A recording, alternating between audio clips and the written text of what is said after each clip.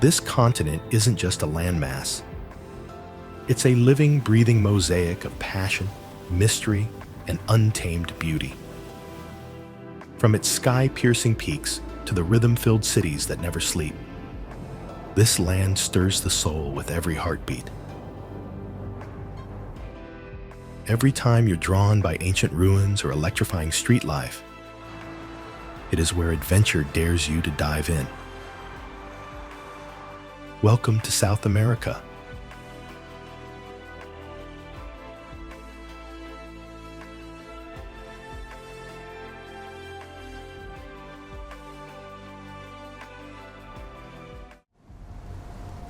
Trek across the Andes, where clouds kiss mountaintops and llamas guard time-worn trails.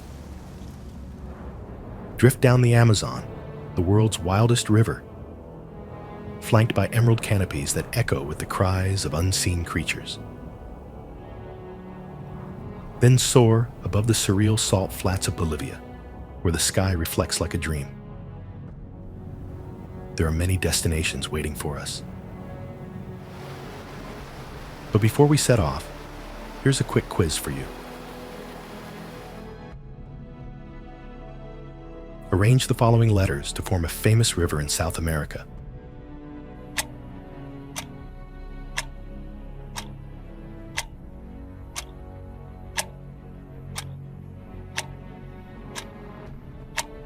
Hint: it runs through Brazil, Peru, and Colombia, and you've definitely heard of. Drop your guess in the comments below. Not too difficult, right? Bag up. Your journey through South America is just beginning. Let's start with the most majestic mountain range in South America, the Andes.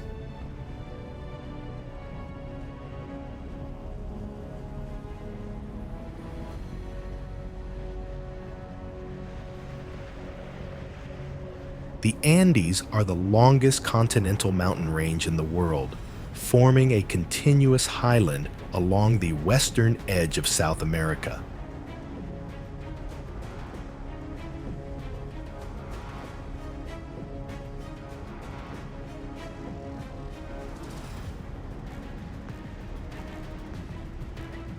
The range is 8,900 kilometers long and 200 to 700 kilometers wide, and has an average height of about 4,000 meters.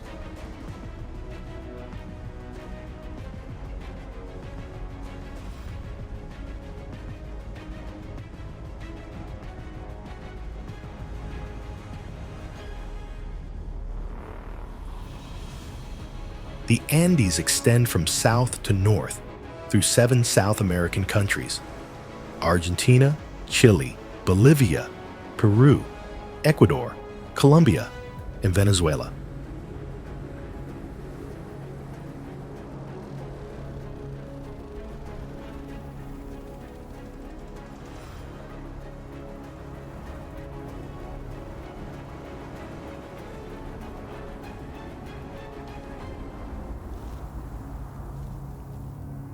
Around 200 million years ago, during the Mesozoic era, the Nazca Plate and the South American Plate collided, initiating the formation of the Andes.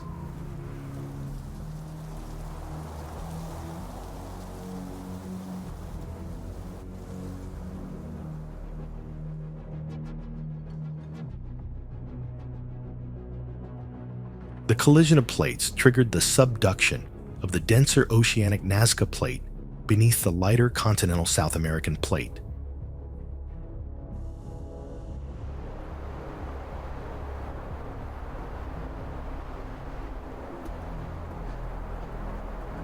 As the oceanic plate plunged beneath the continental crust, magma surged upward.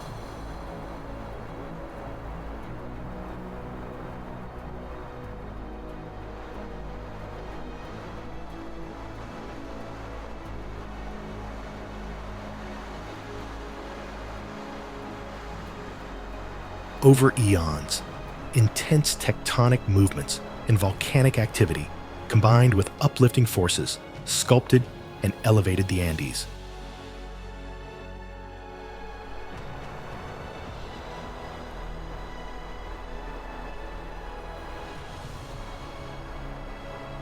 This dynamic geological process continues to shape this awe-inspiring mountain range, endowing it with its remarkable peaks, deep valleys, and diverse ecosystems.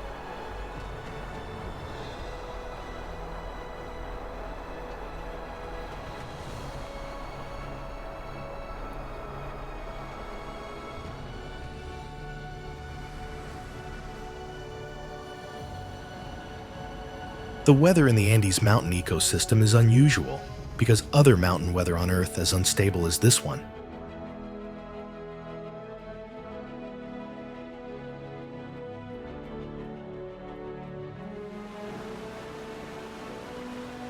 Located in Misiones province in the northeastern tip of Argentina, is among the world's visually and acoustically most stunning natural sights for its massive waterfalls.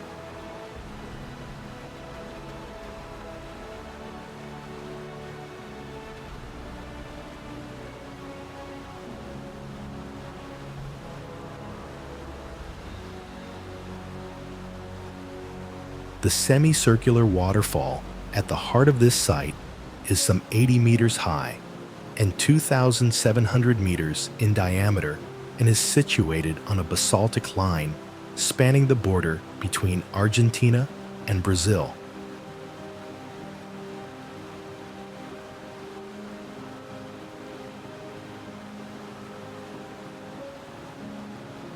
Across a width of almost 3 kilometers, the Iguazu, or Iguazu River, drops vertically some 80 meters in a series of cataracts.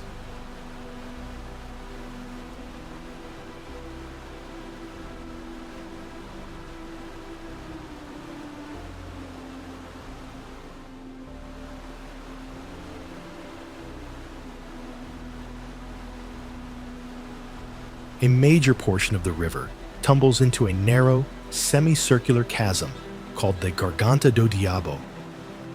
The effect has been described as that of an ocean plunging into an abyss.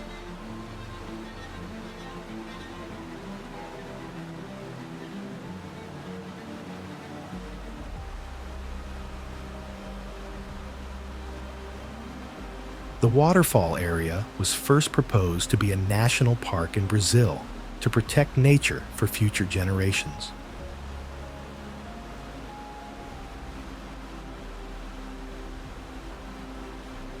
In a book written in 1876 by an engineer named André Rebouças, the waterfall was described with words such as beautiful, picturesque, created by God.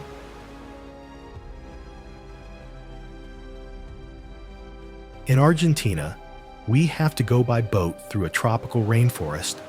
Then tourists can admire the waterfall from a trail about 1 kilometer long, or take a boat, rubber boat, to admire the waterfall from its foot.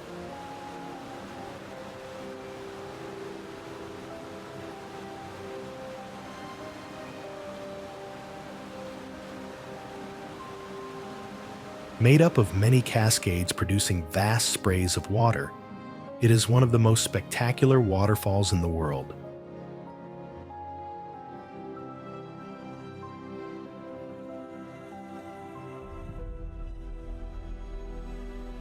The surrounding subtropical rainforest has over 2,000 species of vascular plants and is home to the typical wildlife of the region: tapirs, giant anteaters, howler monkeys, ocelots, jaguars, and caimans.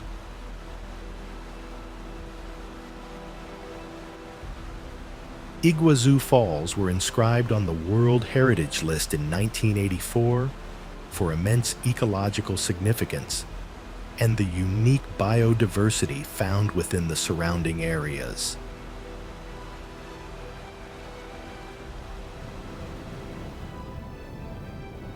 The Los Glaciares National Park is an area of exceptional natural beauty, with rugged towering mountains and numerous glacial lakes.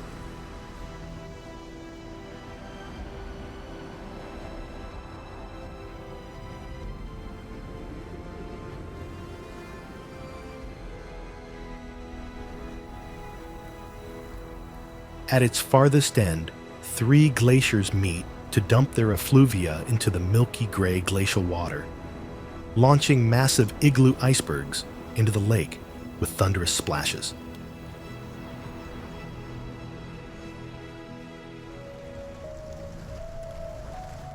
Los Glaciares National Park is located in the southwest of Santa Cruz Province in the Argentine part of Patagonia.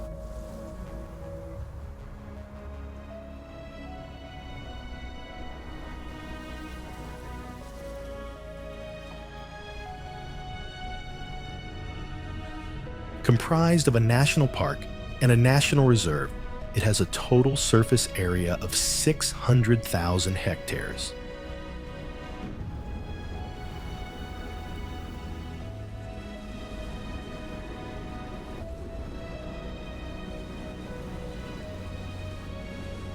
Los Glaciares owes its name to the numerous glaciers covering roughly half of the World Heritage property.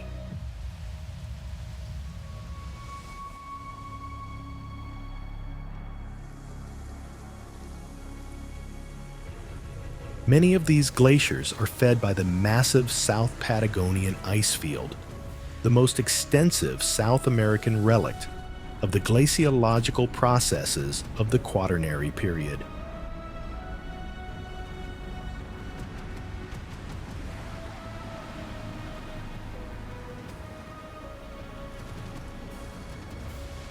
The park has a cool and moist temperate climate. Mean temperatures range from 0.6 degrees Celsius in winter to 13.4 degrees Celsius in summer. Although at higher altitudes, the mean annual temperature can be around -3 degrees Celsius.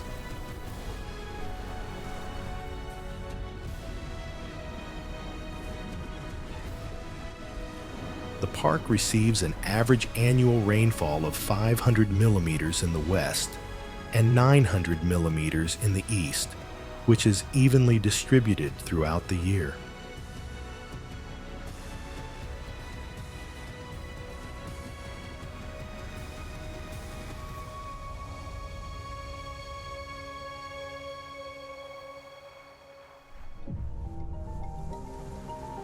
Snowfall is common during the colder months.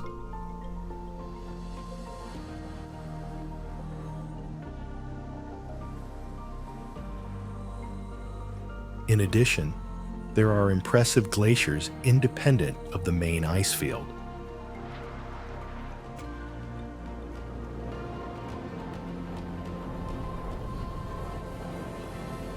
Monte Fitzroy is a mountain in Patagonia, on the border between Argentina and Chile.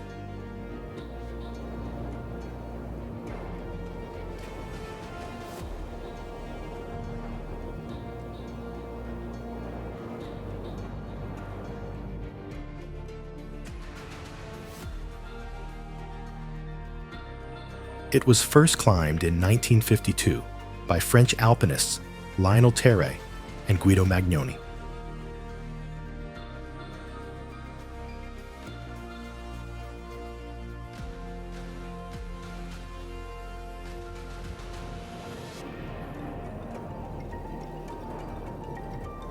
The first Europeans recorded as seeing Mount Fitzroy were the Spanish explorer Antonio de Viedma and his companions, who reached the shores of Viedma Lake in 1783.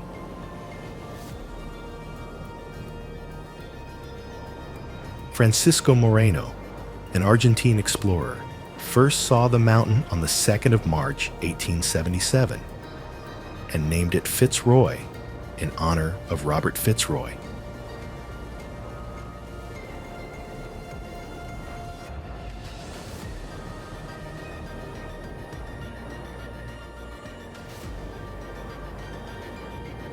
This jagged granite-walled mountain towers 11,000 feet over El Chaltén in southern Patagonia.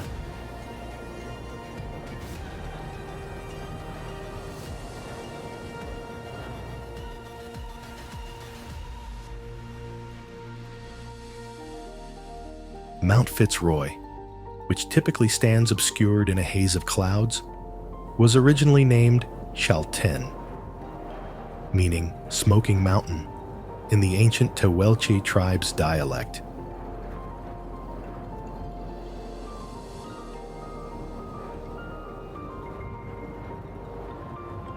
In 1998, the agreement between the Republic of Chile and the Republic of Argentina to determine the boundary line from Mount Fitzroy to Cerro Daudet was signed.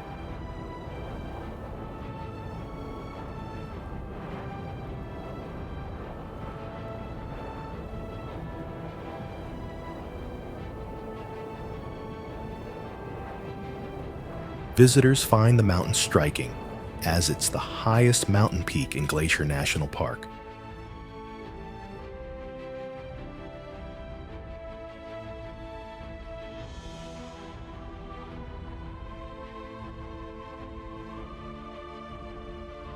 But they also warn of the exhausting hike and harsh weather that can hinder even the most adept hikers.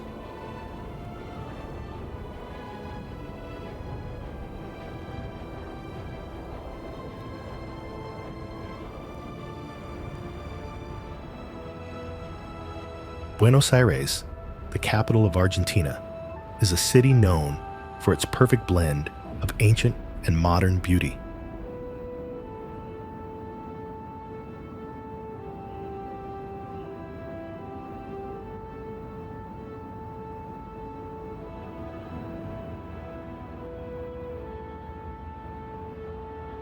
With a population of over 3 million people, Buenos Aires is the country's cultural, economic, and political center, and is also one of the largest and most vibrant cities in South America.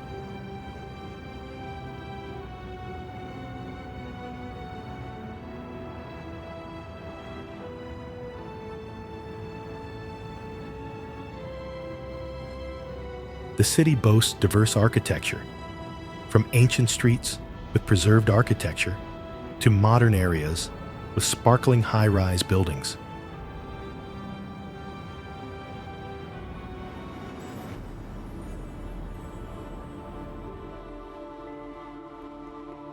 Explore Buenos Aires, and you will be captivated by its cultural diversity. From sensual tango performances to contemporary art exhibitions in museums and galleries.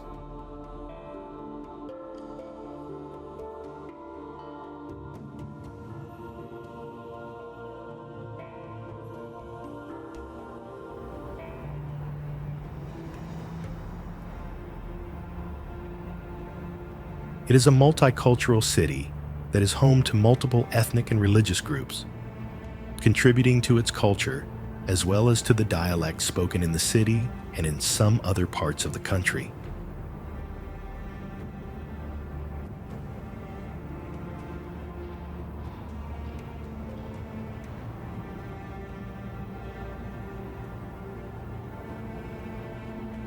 This is because since the 19th century, the city, and the country in general, has been a major recipient of millions of immigrants from all over the world, making it a melting pot where several ethnic groups live together.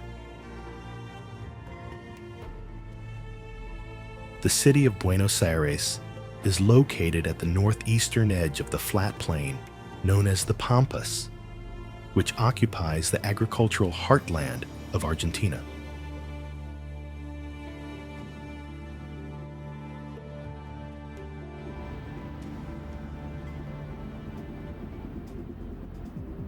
The center of the city lies on a bluff overlooking the Rio de la Plata, and to the south flows a small river, the Riachuelo, the banks of which mark the other higher ground in the city.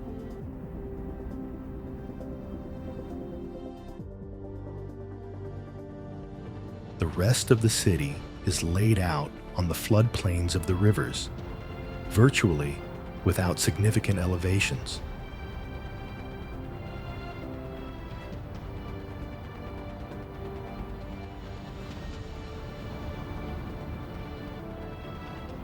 Ushuaia, the capital of Tierra del Fuego, is one of the southernmost cities on Earth.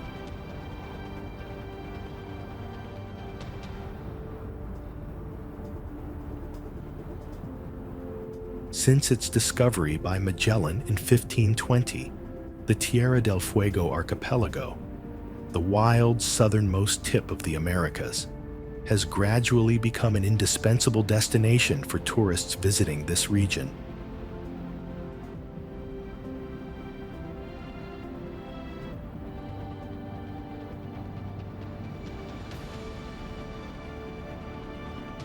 Ushuaia is more than 3,000 kilometers from Buenos Aires and 1,000 kilometers from the Antarctic Peninsula.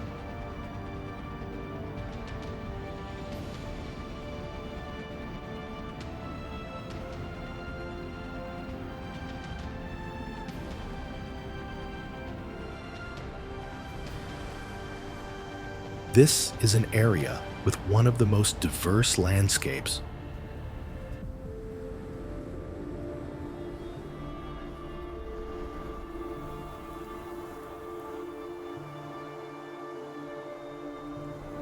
High mountains rise from the sea.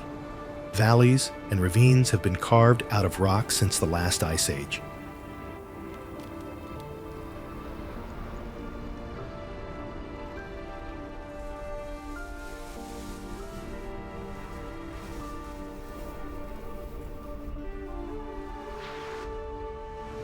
Originally a military garrison and prison, over time, the Ushuaia has developed into an international tourist destination.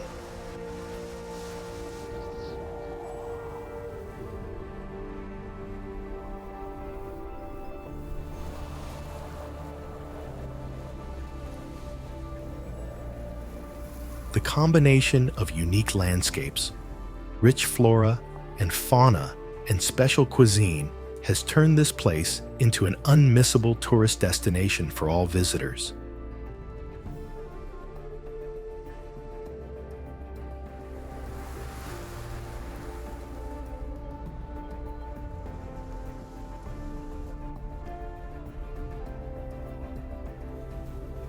Because it is closer to the South Pole than all the cities of other continents, Argentines proudly call Ushuaia Fin del Mundo, meaning the end of the world.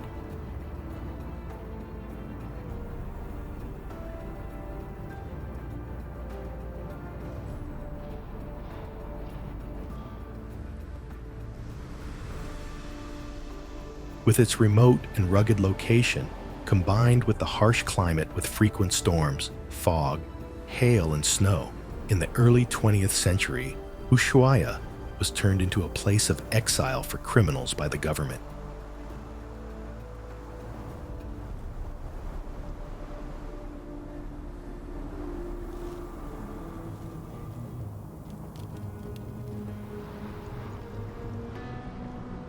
It was not until the 1950s that the Argentine government abolished the prison and encouraged people to settle in Ushuaia.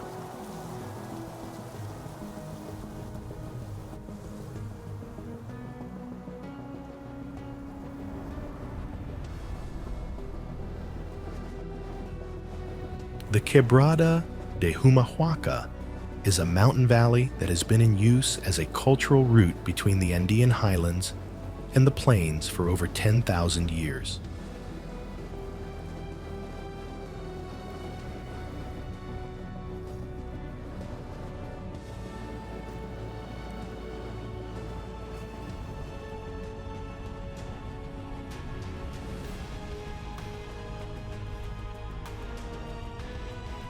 The valley shows substantial evidence of its use as a major trade route over the past 10,000 years.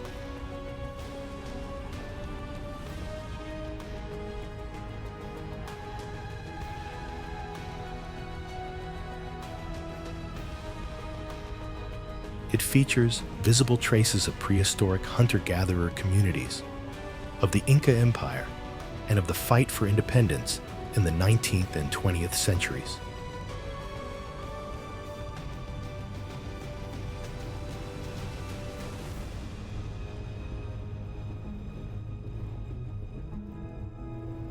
Quebrada de Humahuaca, located in the province of Jujuy, is a narrow and arid mountainous valley, flanked by the high plateau of the Puna and the eastern wooded areas.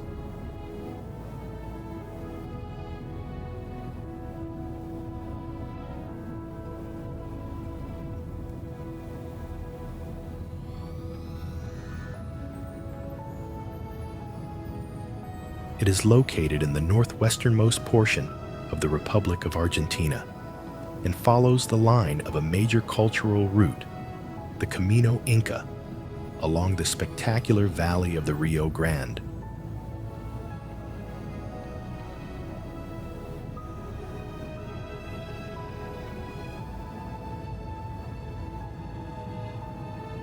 This valley stretches from its source in the cold, high desert plateau of the high Andean lands to its confluence with the Rio León, forming a 155-kilometer-long north-south striking natural corridor where the Grande de Jujuy River flows.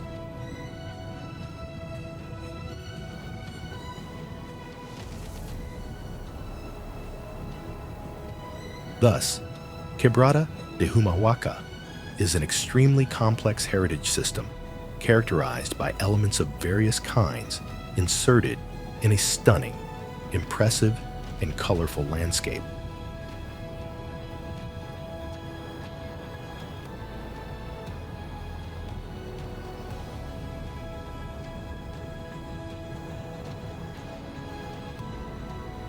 The interaction between the geo-ecological system and the successive societies and cultures that have occupied it for the last 10,000 years shows space-time continuity that is hard to find in other areas.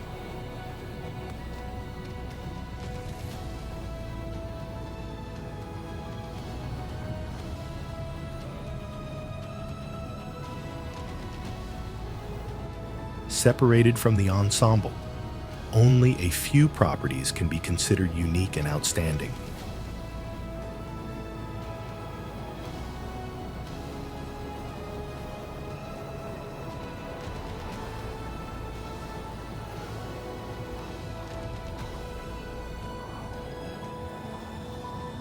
However, the combination of natural and cultural elements has given rise to a site that is beyond comparison in every sense.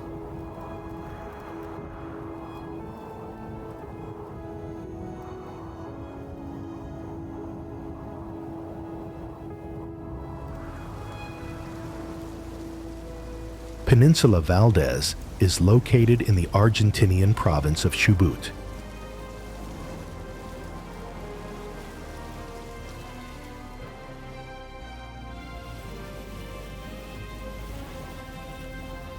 The peninsula, of approximately 360,000 hectares, reaches more than 100 kilometers eastwards into the South Atlantic Ocean.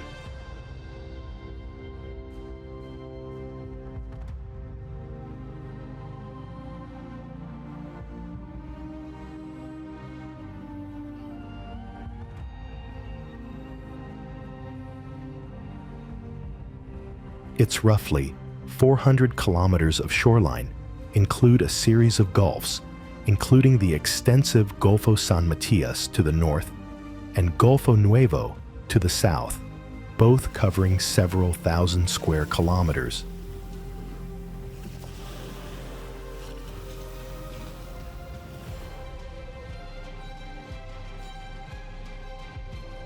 The dynamic coastal zone features rocky cliffs of up to 100 meters in height, shallow bays and shifting coastal lagoons with extensive mudflats, sandy and pebble beaches, active sand dunes, and small islands.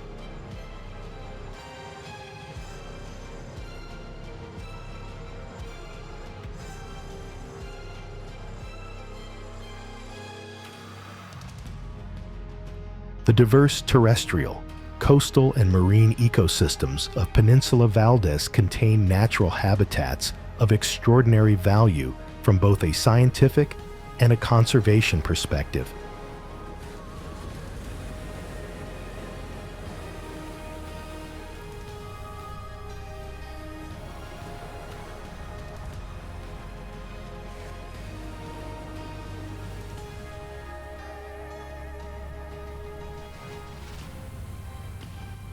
Peninsula Valdez is a site of global significance for the conservation of marine mammals.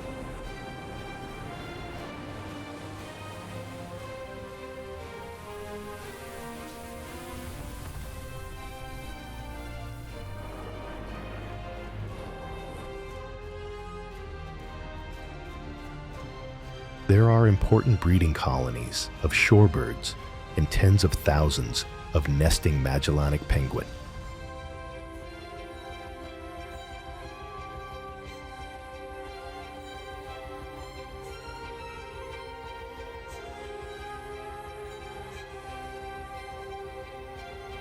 The land ecosystem is dominated by Patagonian desert steppe, representing more than half of the plant communities distinguished in Argentinian Patagonia despite its relatively modest size.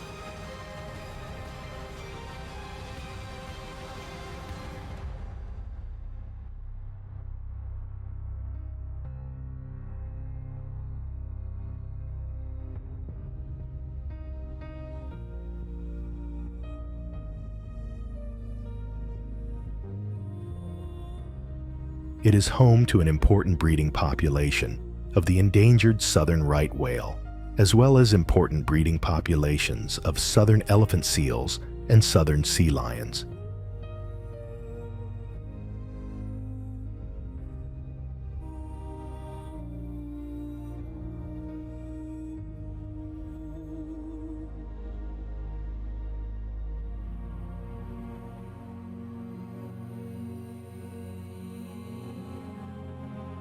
Large colonies of South American sea lions gather along the peninsula's shores, using the rocky outcrops and beaches for breeding and resting.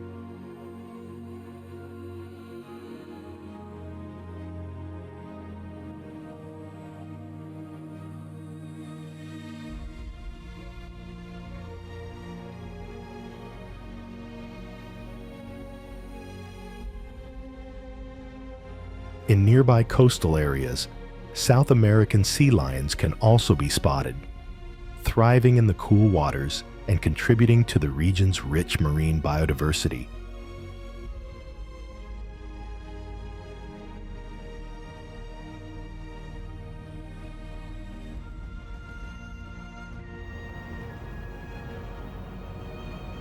Among the interesting places to visit in Argentina, there is one place that everyone is interested in and wants to experience, which is the province of Córdoba, Argentina, with its Spanish colonial architecture.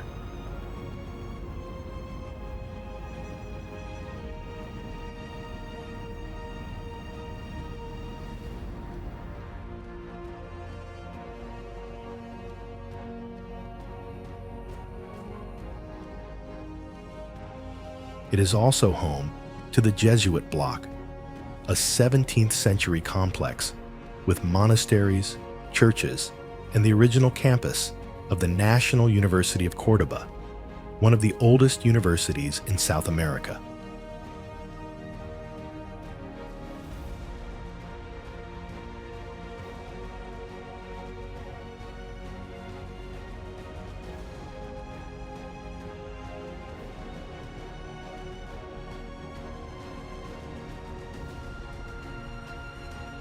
The impressive points of the city are San Martin Square and the Neo-Baroque Cathedral of Córdoba.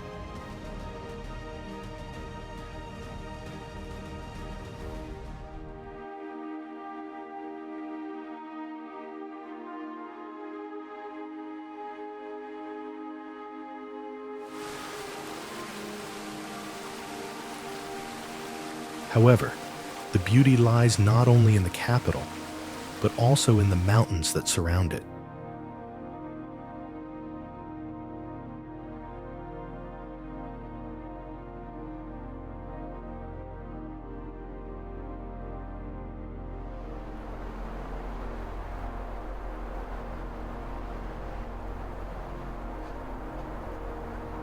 It has an average altitude.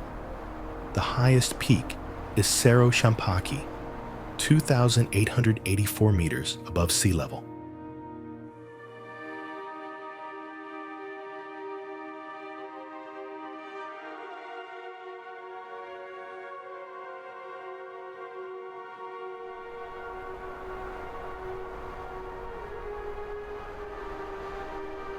The region has four main mountain ranges, from east to west: the Sierras Chicas, a series of gently rolling hills that extend north and meet the Sierras de Ambargasta.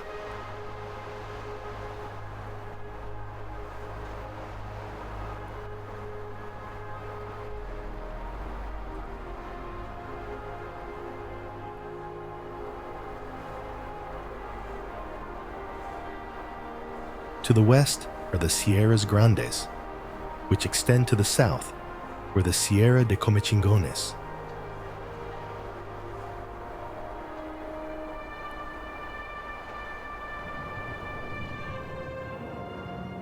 Nahuel Huapi National Park is located in Argentina along the border of Chile.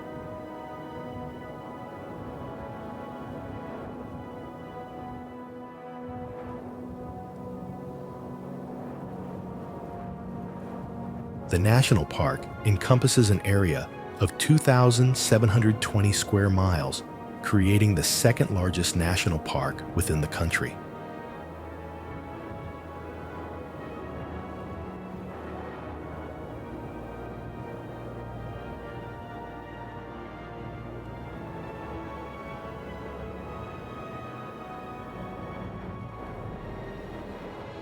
It also has the distinction of being the first national park in Argentina and is named after Lake Nahuel Huapi.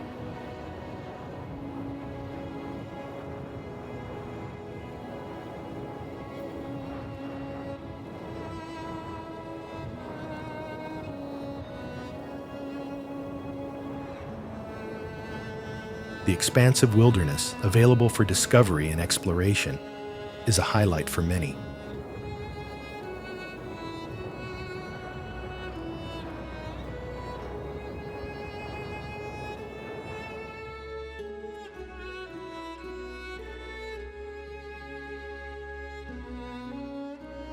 The abundant lakes are special to those who love this aquatic side of nature.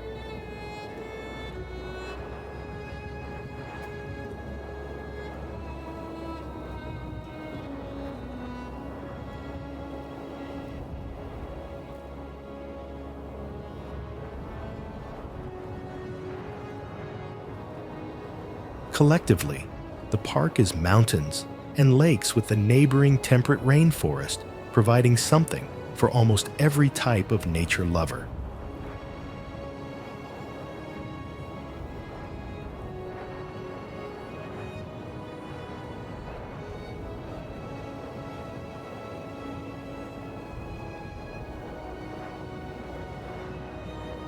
Lake Nahuel Huapi reaches a depth of 425 meters, creating the deepest lake in the park, covering an area of 210 square miles.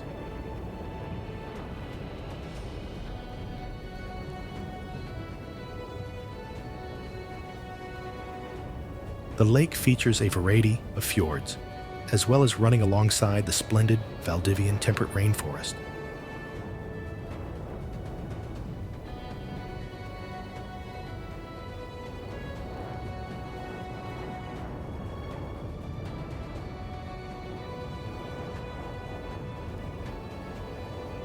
Valdivian temperate forest is rich in biodiversity, harboring a unique mix of ancient tree species, dense undergrowth,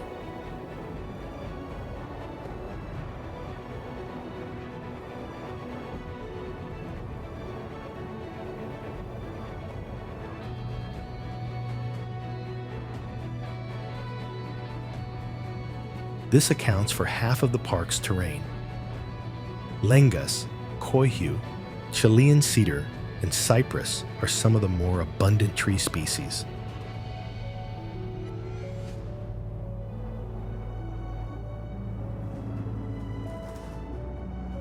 Bariloche, officially San Carlos de Bariloche, is located in the beautiful natural landscape of the Argentine Lake District and is a popular tourist destination for outdoor enthusiasts.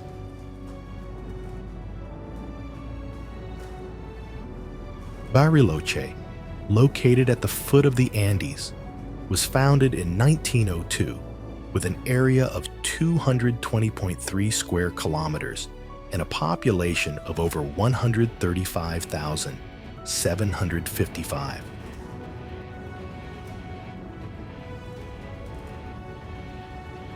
Bariloche is the largest city in Argentina's Rio Negro province, and as the gateway to the Lake District, is one of the most popular tourist destinations in the country.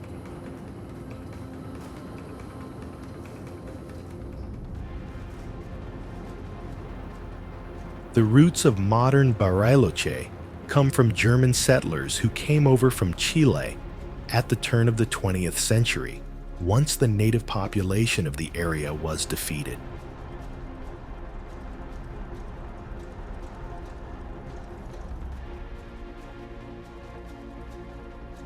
In the 1930s, with the creation of a southern railway link and the bestowing of a national park title on the region, Bariloche grew.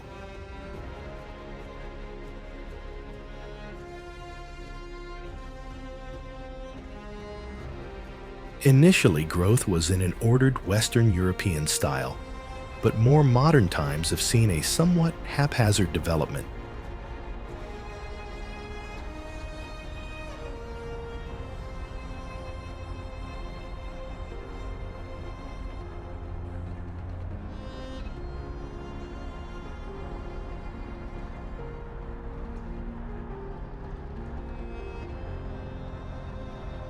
Nevertheless, Bariloche is an interesting town and ideally placed and geared for trips around the region.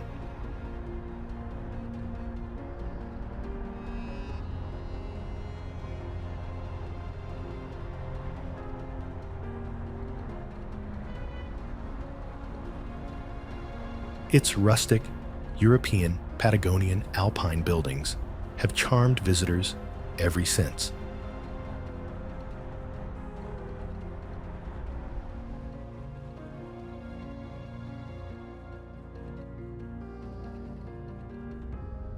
As you can well imagine, there's no lack of opportunity to enjoy the great outdoors surrounding Bariloche.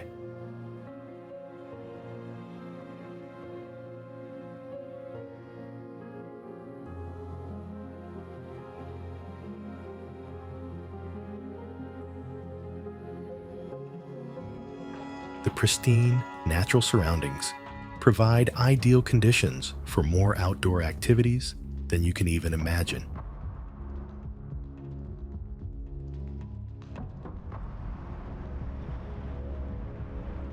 Birthplace of the Argentine flag, as well as two of the nation's most famous, Che Guevara and Lionel Messi, Rosario is still an important river port, but has done a great job of regenerating its center.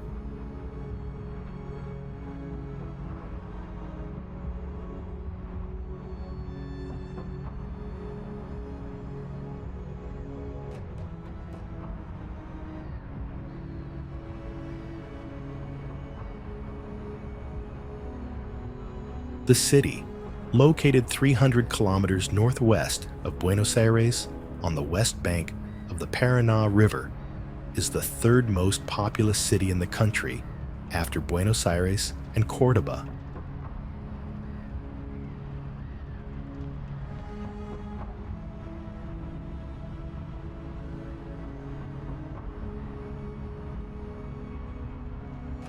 With a growing and important metropolitan area, Greater Rosario has an estimated population of 1,750,000 as of 2020.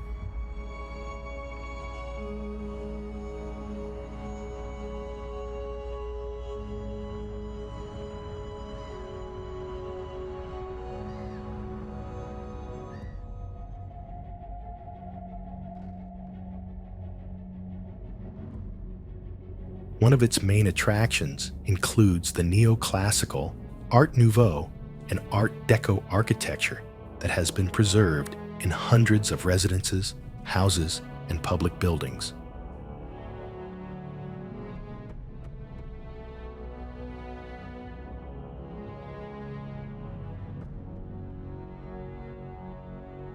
Even though the city did not have a clear foundation date or any official acknowledgement thereof, most commentators state that Rosario was founded on 7th October 1793 with a local population of 457 inhabitants.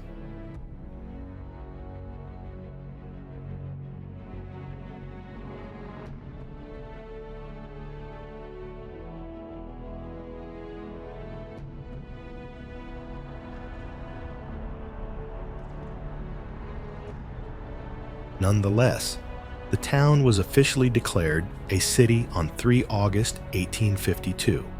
At the time, it was known as Pago de los Arroyos, Land of the Streams, a reference to the several small rivers that traverse the southern region of Santa Fe, emptying into the Paraná River.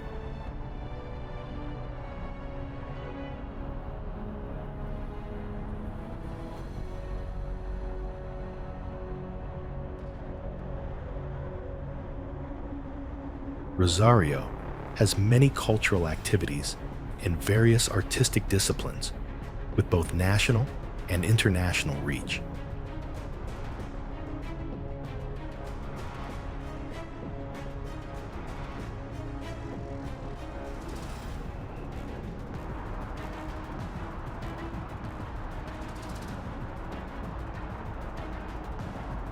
It has produced important personalities in music, painting, philosophy, politics, literature, medicine, and law.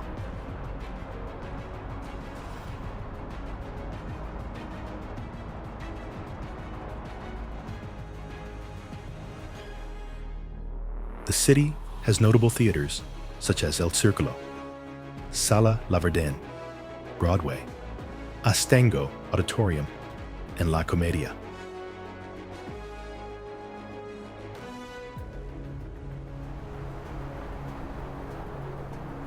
Torres del Paine National Park in southern Chilean Patagonia is known for its diverse landscape, including mountains, rivers, lakes, and glaciers.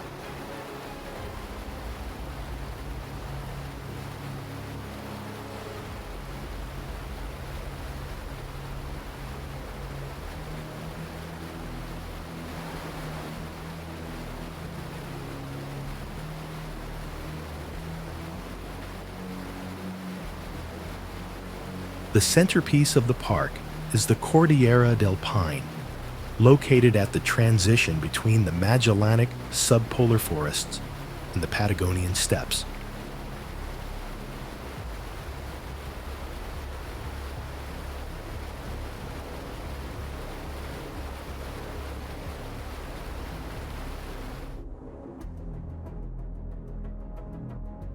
The park lies 112 kilometers from Puerto Natales and borders two major national parks, Bernardo O'Higgins in Chile and Los Glaciares in Argentina.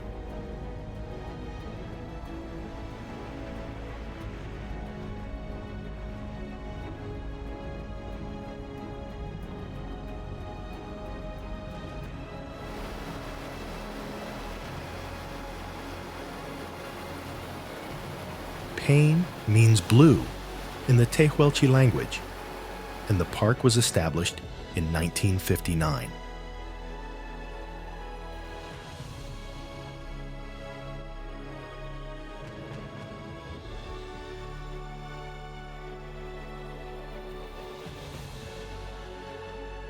Covering approximately 181,414 hectares, it is one of Chile's largest and most visited parks, receiving over 252,000 visitors annually, with more than half being international tourists.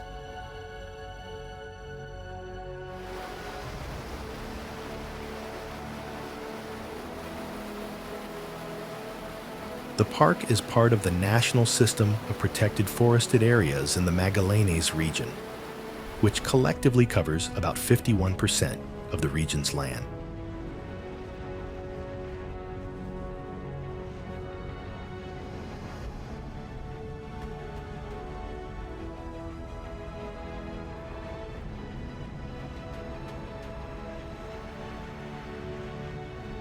Notable landscapes include the three granite peaks, Torres del Paine, well-known lakes like Gray, Pejoe, Nordenskiold, and Sarmiento.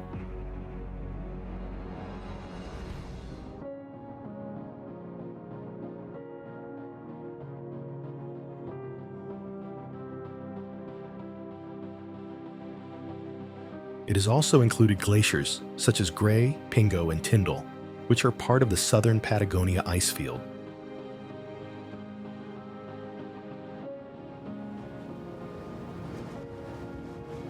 Valle de la Luna, or Valley of the Moon, located 13 kilometers west of San Pedro de Atacama in northern Chile, lies in the Cordillera de la Sal, within the Atacama Desert.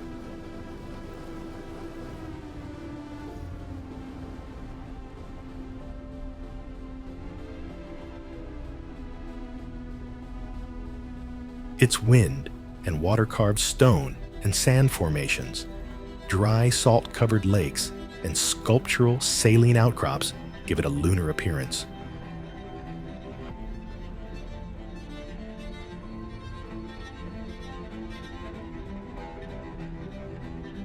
The area features a variety of caverns and offers stunning sunsets as the sky shifts from pink to black while wind whistles through the rocks.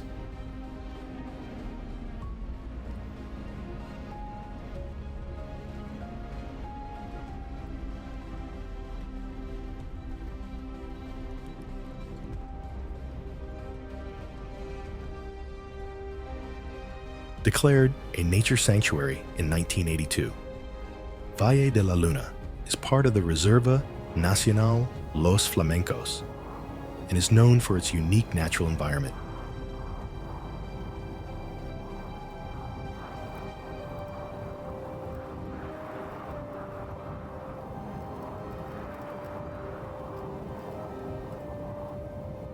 Due to its extremely dry terrain, some areas have gone centuries without rain.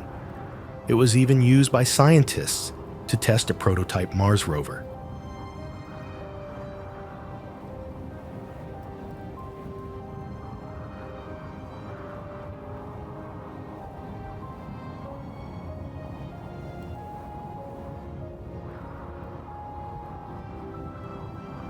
As the desert is one of the driest places on the planet, it allowed for the volcanic peaks, which cascade for as long as the eye can see, to be transformed into pillars of salt and stone that are certainly one of their kind.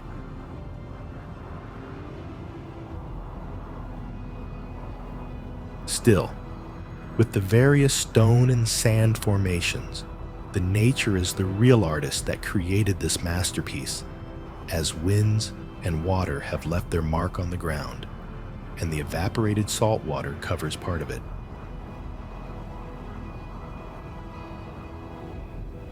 The adventurous hikers could find amazing refuge in the peaceful setting of the glorious but quite mysterious valley, which is inspiring people's imagination that they can be on another planet while here.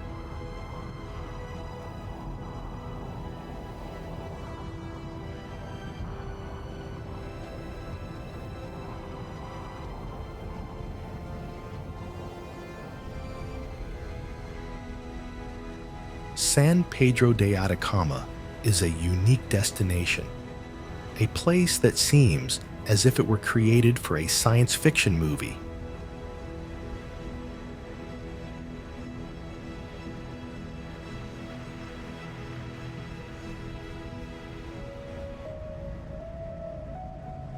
Located in the Atacama Desert, it's one of the most visited tourist attractions in Chile, as well as the home of many Chileans that decided to radically change their city lives and live in an isolated but still very interesting place.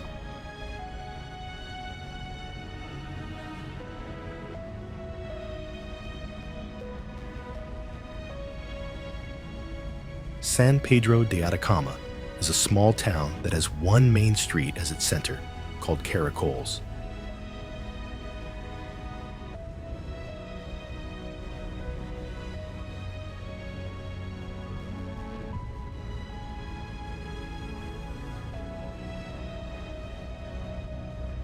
tourism agencies, restaurants, artisans, ice cream shops, and hostels all converge on this small dirt road.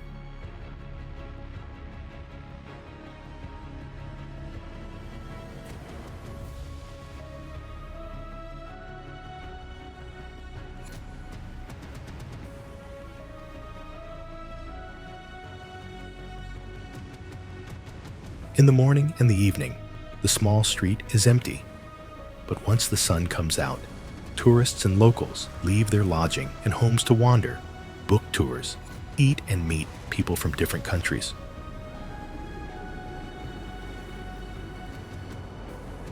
Up until this point in the video, San Pedro de Atacama sounds like any other cosmopolitan town, similar to how Puerto Natales, Puerto Varas, or Pucón are described.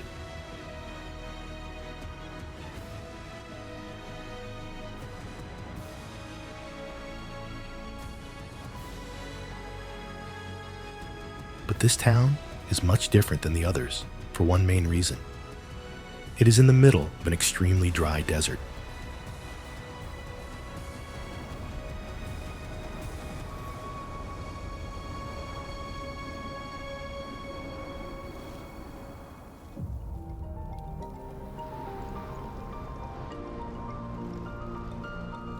The arid environment shapes every aspect of life here, from the architecture built with adobe to the daily routines adapted to the extreme climate.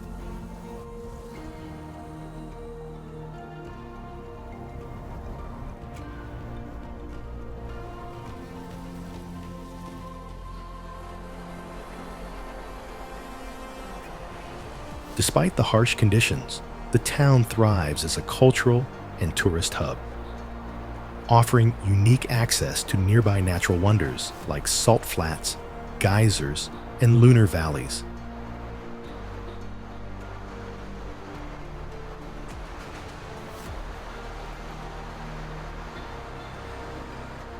Its remote setting fosters a distinct atmosphere of tranquility and connection with nature that sets it apart from other Chilean destinations.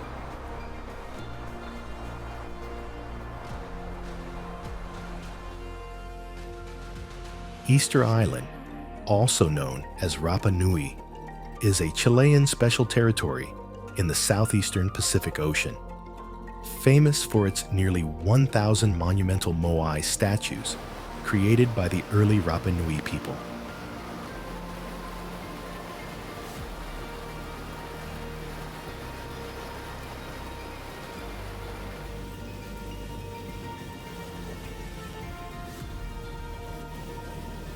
In 1995, UNESCO declared the island a World Heritage Site, with most of its area protected as part of Rapa Nui National Park.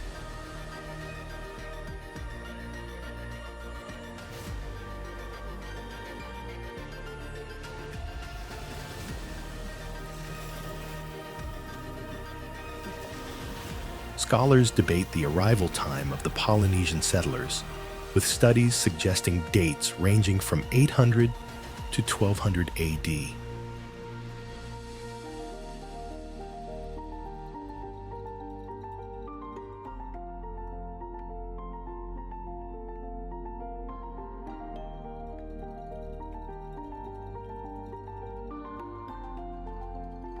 The original inhabitants developed a rich culture, but deforestation caused by land use and the Polynesian rat eventually degraded the environment.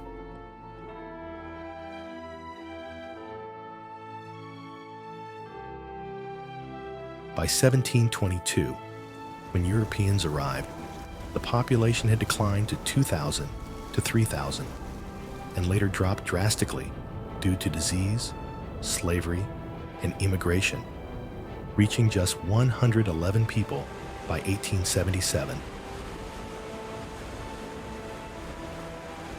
Chile annexed the island in 1888, granted Rapa Nui people citizenship in 1966, and designated it a special territory in 2007.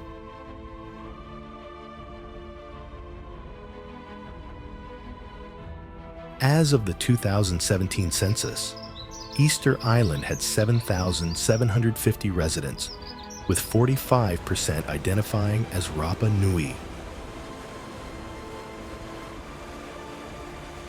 It is among the most remote inhabited places on Earth, with the closest settlement, Pitcairn Island, over 2,000 kilometers away.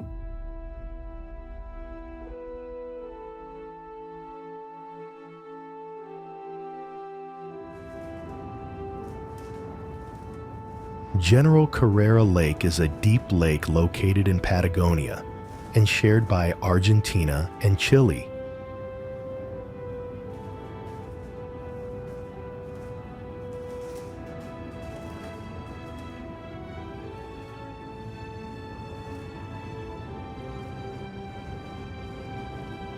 This is a fairly large lake. It has a surface area of 1,850 square kilometers, of which 970 square kilometers belong to Chile, and the remaining 880 square kilometers belong to Argentina.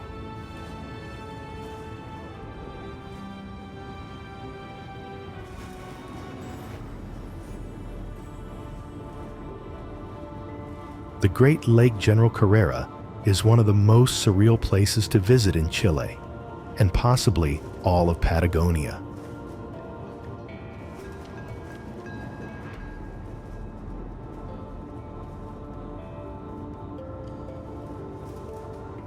It is surrounded by the peaks of the Andes, and the water is turquoise because the lake is of glacial origin.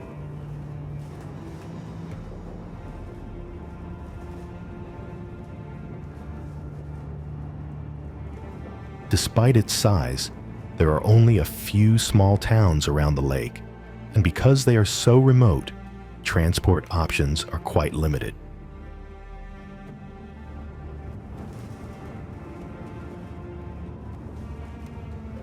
The best way to get to the lake is as part of the Carretera Austral road trip, where you can take your time and wander around the laid-back towns along the lake's shores.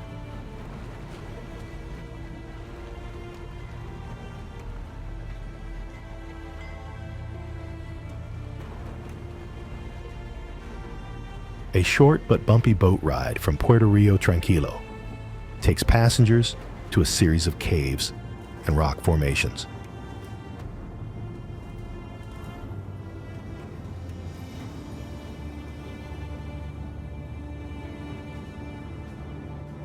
These limestone outcrops have been eroded over the past 6,000 years, carving out a series of caves, clearing the rock, and resulting in a series of stunning marble caves.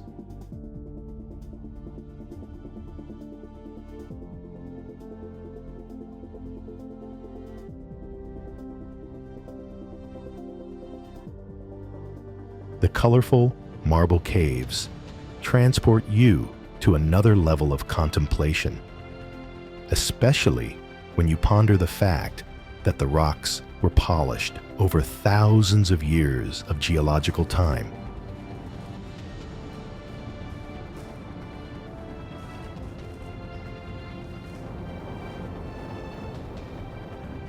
Osorno Volcano is a 2,652-meter-high stratovolcano located between Osorno and Llanquihue provinces in Chile's Los Lagos region.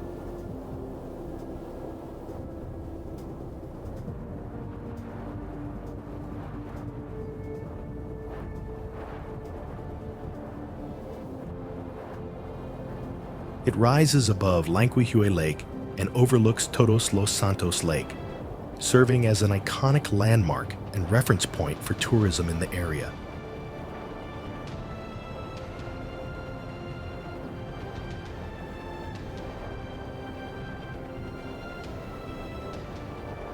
By some people, it marks the northern boundary of Chilean Patagonia.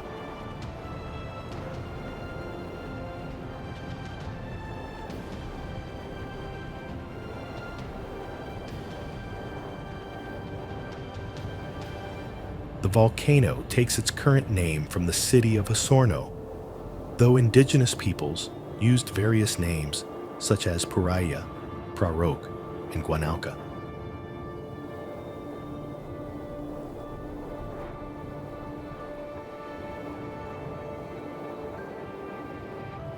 Its prominent conical shape is visible from cities like Frutillar, Puerto Varas, and even from parts of Chiloé Island.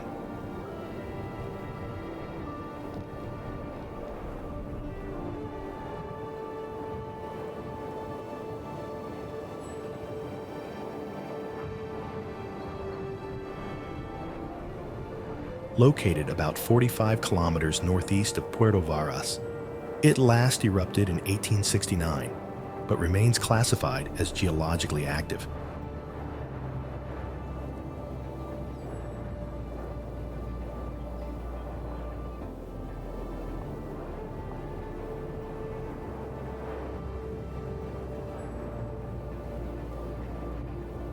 It has grown into a popular tourist site, offering activities like skiing and hiking.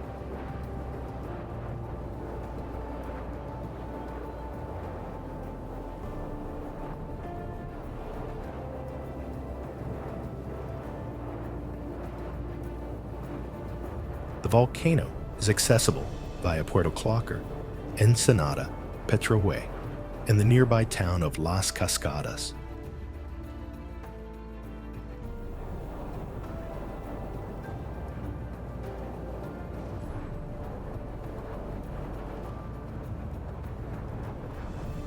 Historically, Osorno had 11 eruptions between 1575 and 1869, sitting atop the older La Picada stratovolcano and its wide caldera.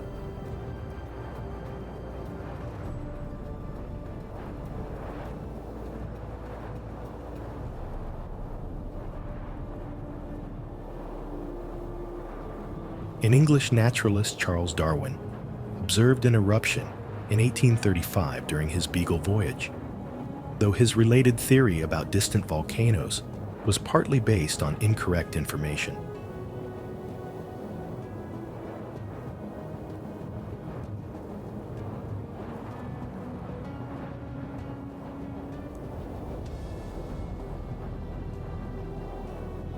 Osorno's lava flows reach nearby lakes, and though once glacier-covered, the summit has seen glacial retreat, all while drawing comparisons to Japan's Mount Fuji due to its striking shape.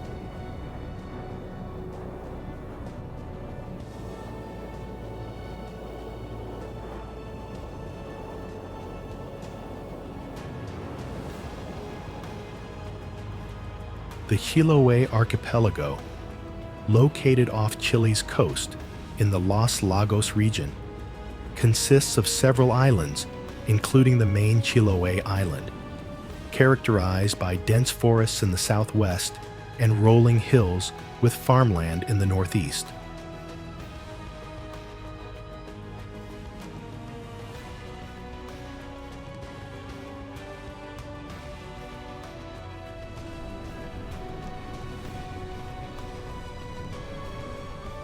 The region is renowned for its unique folklore, cuisine, architecture, shaped by Huilish, Spanish, and Chono influences during long periods of isolation.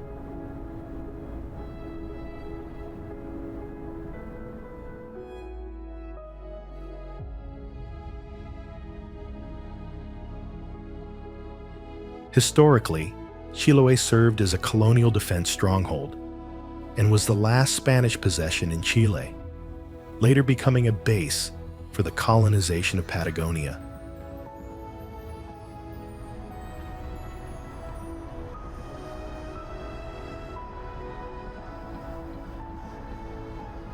Though once considered remote and underdeveloped, Chiloé has experienced growth through tourism and salmon farming while preserving its rural character and traditional industries.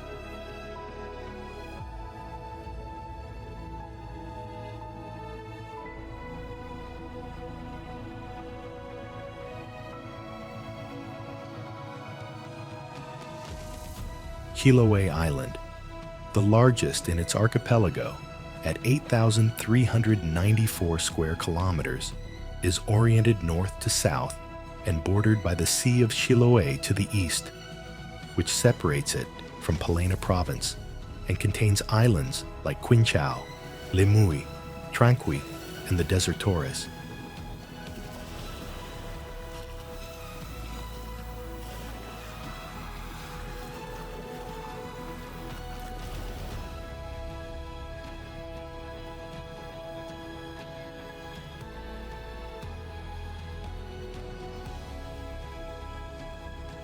The surrounding waters include the Gulf of Ancud and Gulf of Corcovado, with Guafo Island lying 40 kilometers southwest as the southernmost island in the group.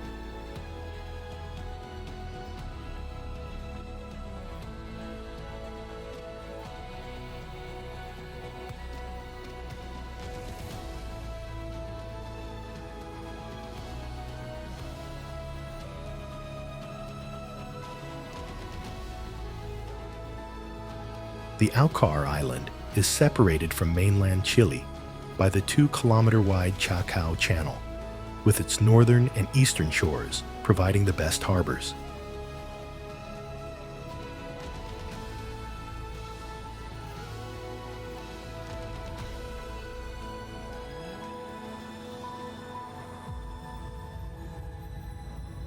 The island's western region and Guafo are forested and hilly, featuring the Piuchin and Pirulil ranges, separated by Cucao and Huilinco lakes, with elevations under 800 meters.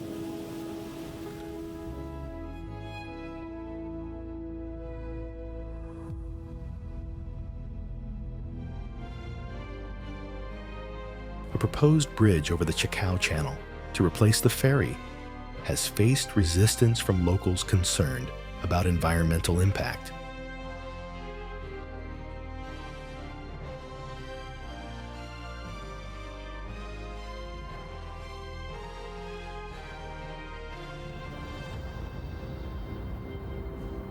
Santiago, the capital and largest city of Chile, is located in the Central Valley and is home to 40% of the nation's population, making it a major urban hub in the Americas.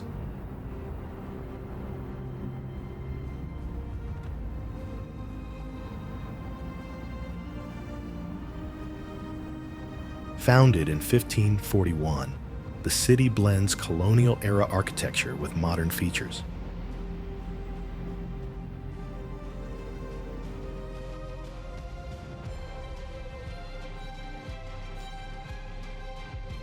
Its landscape is marked by hills, the Mapocho River, and views of the Andes, while offering proximity to both vineyards and coastal or mountain destinations.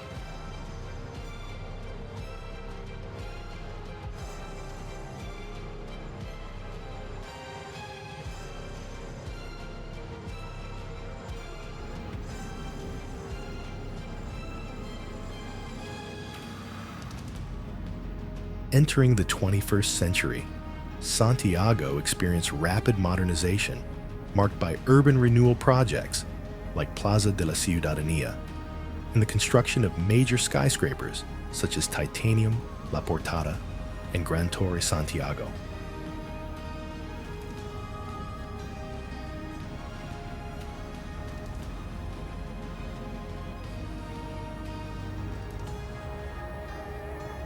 However, the 2010 earthquake exposed weaknesses in building regulations, triggering debate over the effectiveness of seismic standards in modern structures.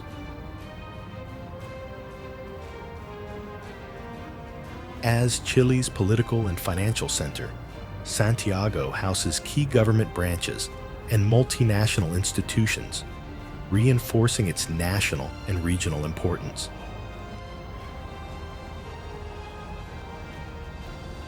Santiago, as Chile's industrial and financial hub, contributes nearly half of the nation's GDP and hosts major international institutions like the ECLAC, drawing migrants from Europe and the US due to its strong economy.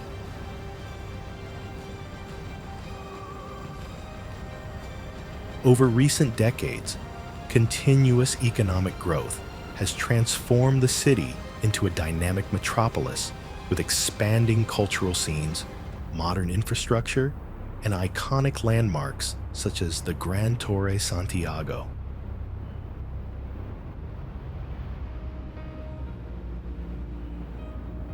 The city also boasts top universities and South America's most extensive subway system, reflecting its status as a leading urban center in the region.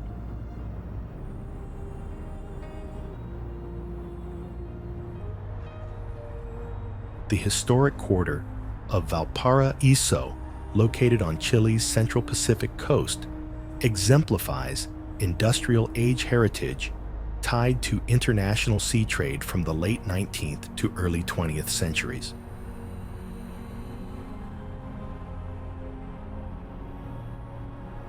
As the leading Pacific port before the Panama Canal opened in 1914, the city thrived commercially, and its slowdown afterward preserved its original harbor and urban layout.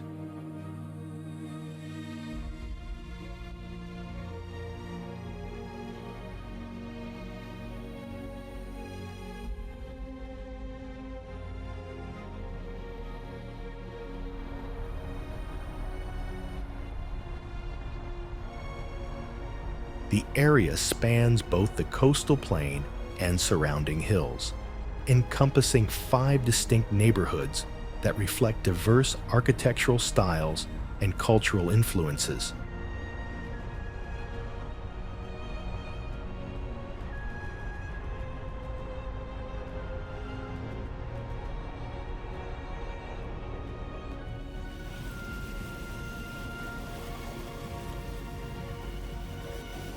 Valparaíso's unique character stems from its challenging topography, innovative urban planning, and the multicultural presence shaped by global maritime connections.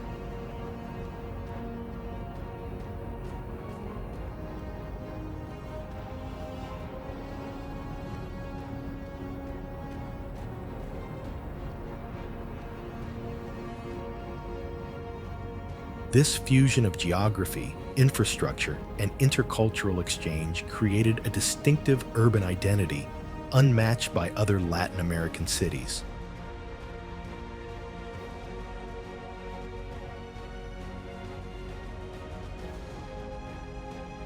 The historic quarter of Valparaíso remains highly authentic, preserving its original forms, materials, uses, and setting from its late 19th and early 20th century peak.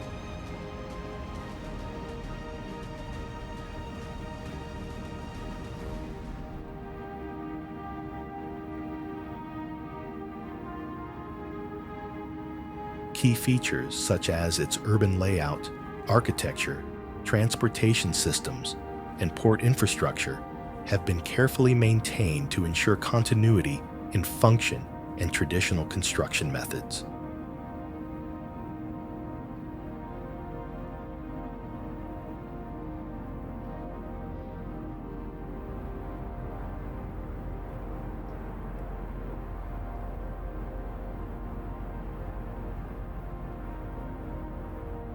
The property's unique relationship with the landscape, especially its amphitheater-like design, continues to define its character.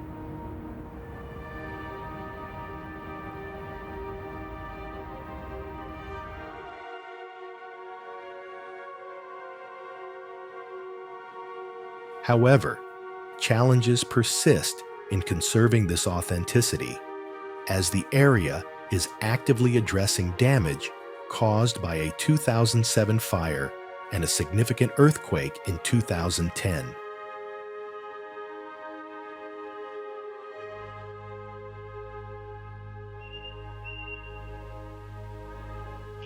The Amazon rainforest is one of the most fascinating places on Earth.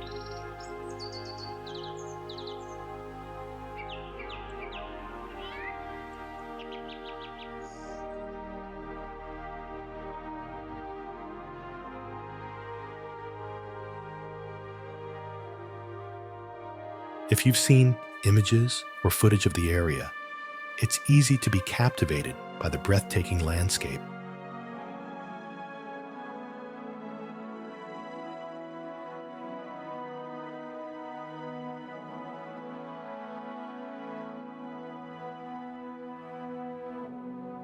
It is a big place to an incredible diversity of plants, animals, and trees. This rainforest is teeming with life.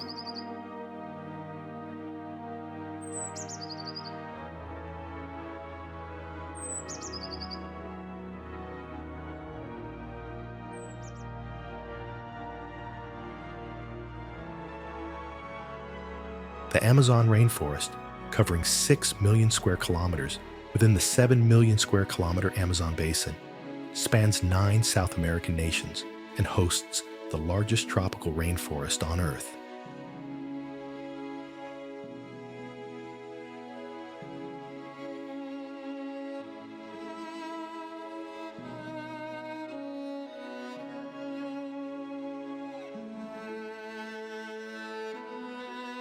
It contains over half of the planet's remaining rainforests and is home to around 390 billion trees across 16,000 species, with 60% of its area in Brazil.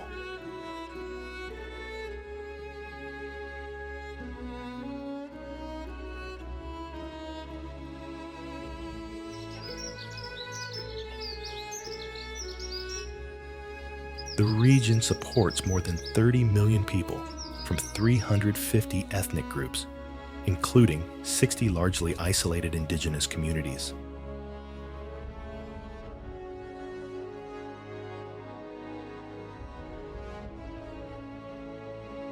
Despite its ecological and cultural significance, the Amazon faces severe deforestation, prompting economic concerns and leading to alternative development proposals.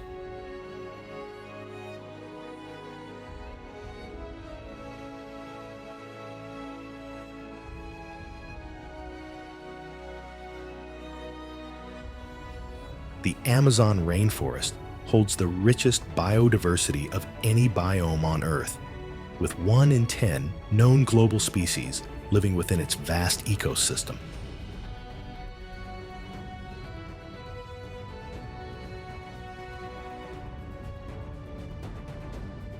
It is home to approximately 2.5 million insects, tens of thousands of plants, and thousands of bird, mammal, fish, amphibian, and reptile species, with remarkable species density per hectare.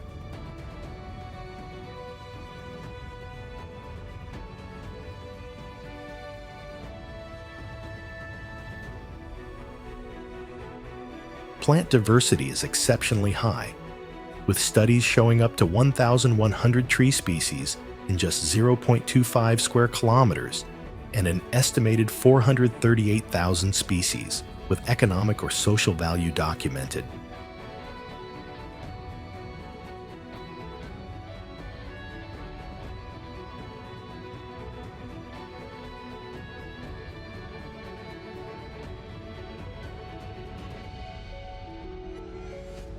The rainforest undergoes seasonal changes in leaf growth and carbon dynamics, while harboring a range of unique yet hazardous wildlife such as electric eels and disease-transmitting organisms.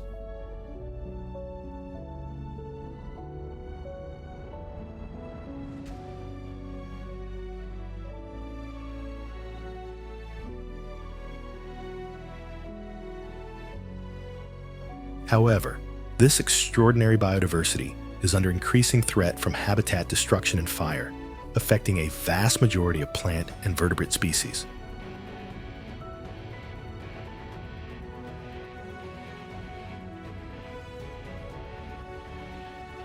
Remember that question we asked at the beginning of the video? Amazon is the answer to that riddle.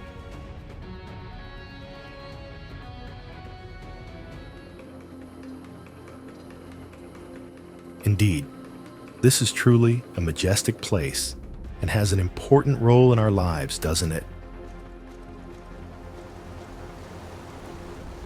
The Pantanal is the world's largest tropical wetland and flooded grassland, spanning up to 195,000 square kilometers across Brazil, Bolivia, and Paraguay, with diverse sub-regional ecosystems shaped by distinct hydrological and ecological features.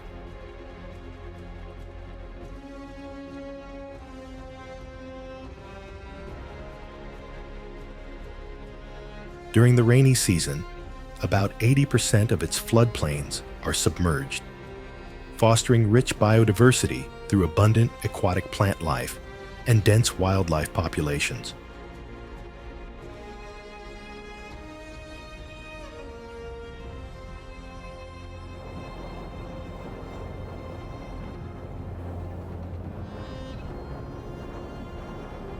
The Pantanal has a tropical wet and dry climate with an average annual temperature of 24 degrees Celsius, annual rainfall between 1,000 to 1,250 millimeters.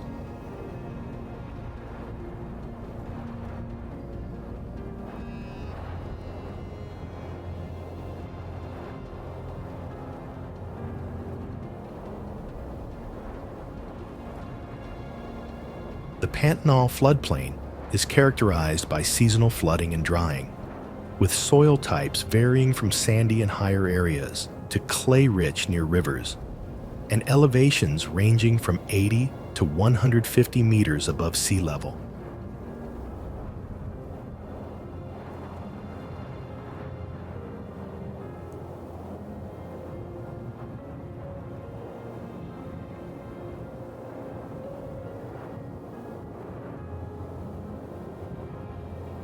The vegetation of the Pantanal is a mixture of plant communities from surrounding biomes, including rainforests, dry woodlands, savanna,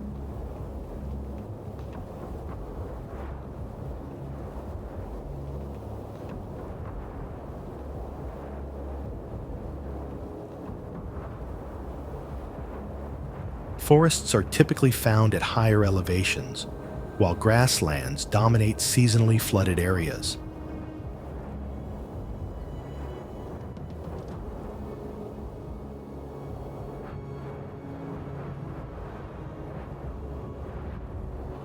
Approximately 2,000 plant species have been identified in the Pantanal biome, some of which hold significant medicinal potential.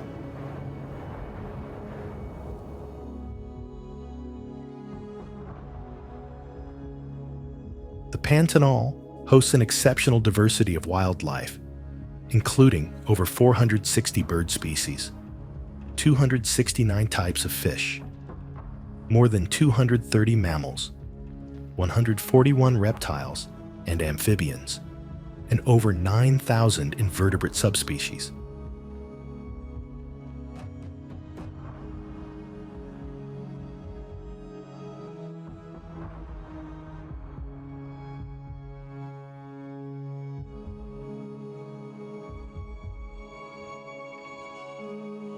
Endangered animals, such as the marsh deer, coexist with abundant species like capybaras, jaguars, and caimans, which thrive across the wetlands and forests, playing vital roles in the ecosystem's food chain and biodiversity.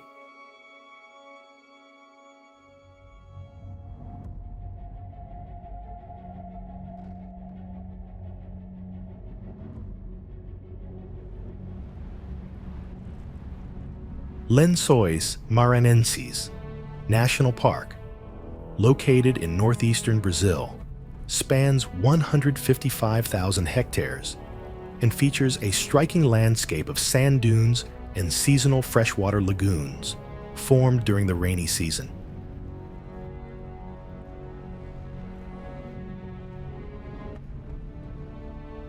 Established in 1981, it includes 70 kilometers of coastline and supports diverse wildlife, including endangered species.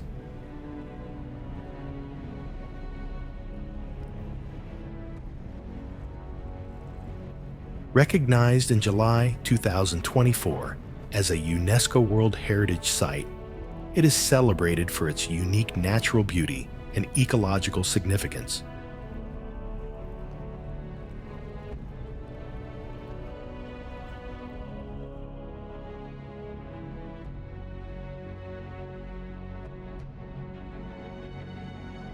Although Lençóis Maranhenses resembles a desert, it receives around 1,200 millimeters of annual rainfall, with 70% falling between January and May.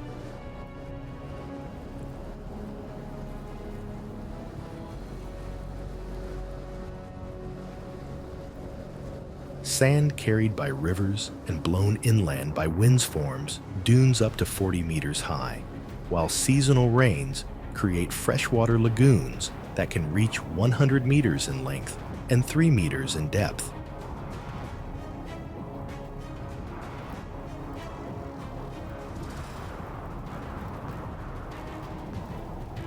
These lagoons, occupying up to 41% of the park's area during the wet season, are sustained by an impermeable rock layer beneath the sand that prevents drainage.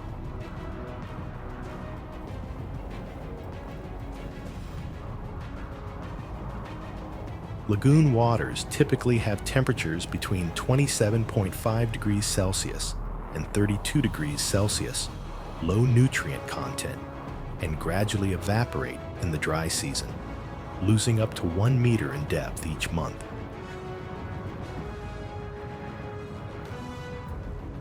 Within the park's interior lie two vegetated oases, Queimada do Bridos and Baía Grande, which offer ecological diversity amid the surrounding dune landscape.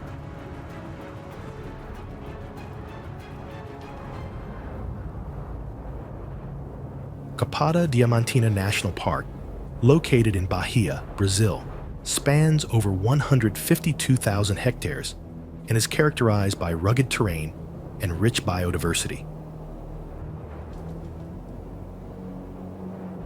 The park lies within the Caatinga biome and includes parts of 5 municipalities: Palmeiras, Mucugê, Lençóis, Ibicoara, and Andaraí.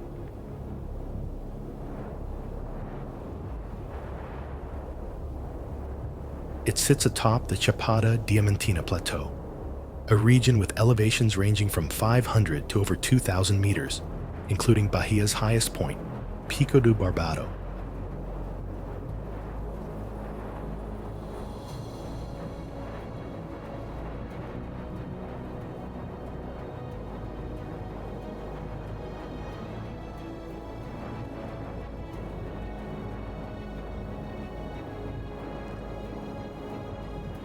The Sincorá Range within the park is known for its eroded formations, north-south orientation, and influence on regional rainfall due to moist sea air.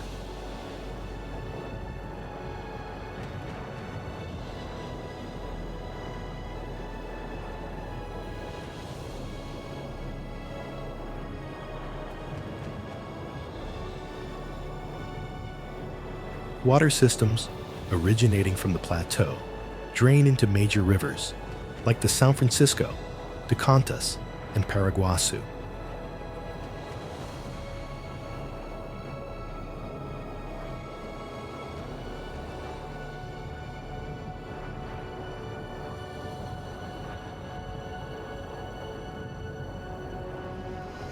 Vegetation types vary by altitude, with Caatinga species at lower elevations and Atlantic forest along rivers, while rocky meadows and endemic orchids appear higher up.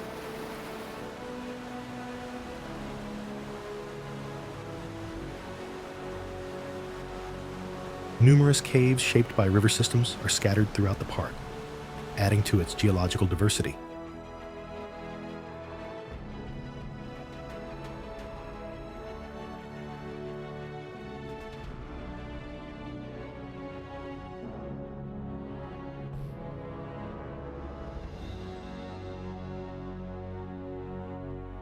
As a Category 2 IUCN protected area, the park supports conservation, scientific study, education, recreation, and ecotourism.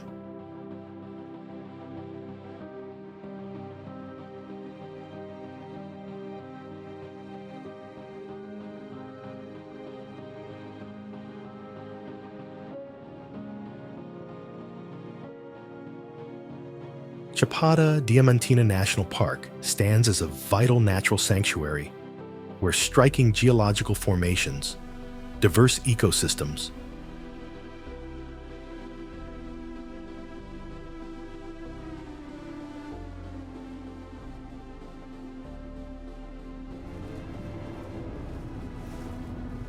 the Fernando de Noronha archipelago, belonging to the state of Pernambuco, is one of the main Brazilian tourist destinations.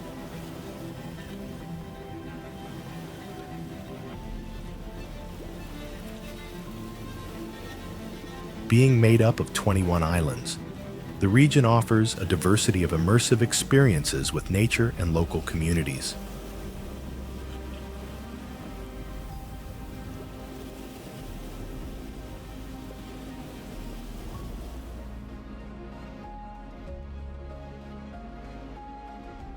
Fernando de Noronha has a tropical wet and dry climate with two well-defined seasons for rainfall, if not temperature.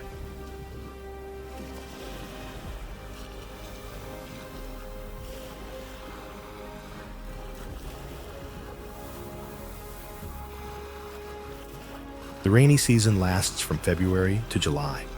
The rest of the year sees little rain.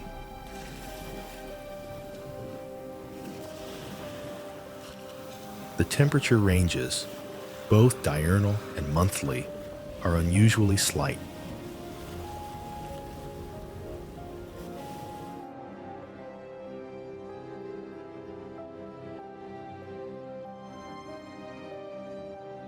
Tourism, including dolphin watching, diving, and charter fishing, comprise the majority of the island's economy.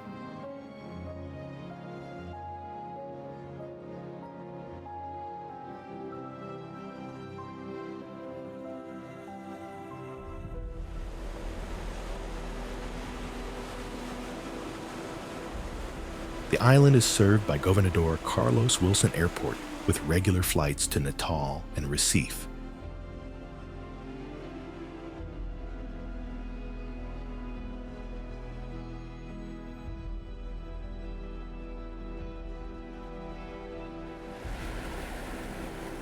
Unparalleled nature and beaches make Fernando de Noronha a unique destination.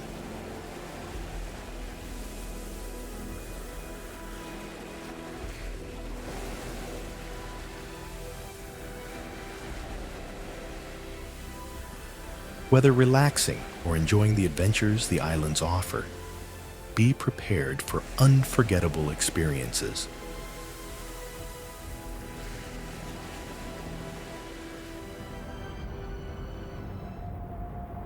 Rio de Janeiro, the capital of its namesake state and Brazil's second-largest city, was founded by the Portuguese in 1565 and served as the capital of both colonial and independent Brazil until 1960.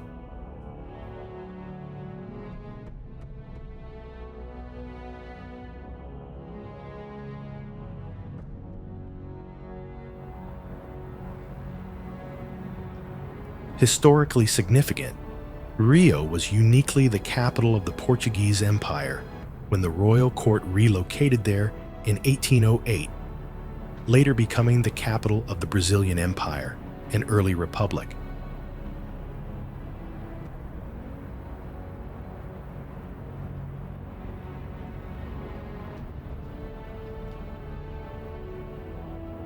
It is a major economic hub with the country's second-largest municipal GDP and hosts the headquarters of major corporations like Petrobras, Vale, and Grupo Globo.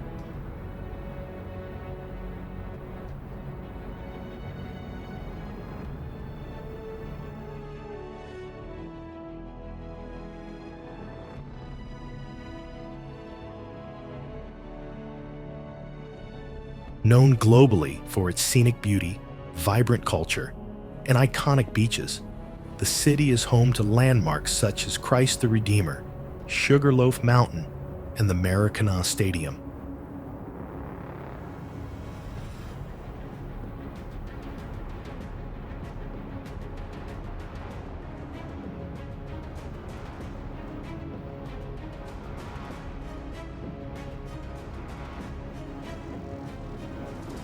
Rio has hosted major international events, including the 2016 Olympics, 1950 and 2014 FIFA World Cups, and the 2024 G20 Summit, and is set to host the 2027 FIFA Women's World Cup. Rio de Janeiro has a tropical savanna climate with distinct wet and dry seasons, experiencing hot, humid summers with heavy rains and warm, sunny winters moderated by coastal breezes.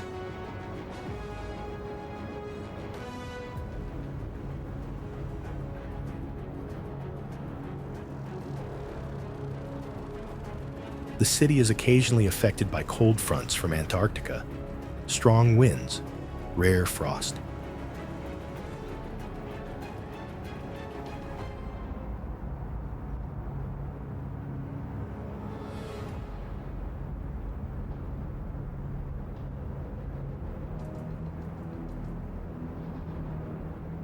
It's also unusual weather events like hail and tornado-like phenomena, with increasing severity predicted in the future.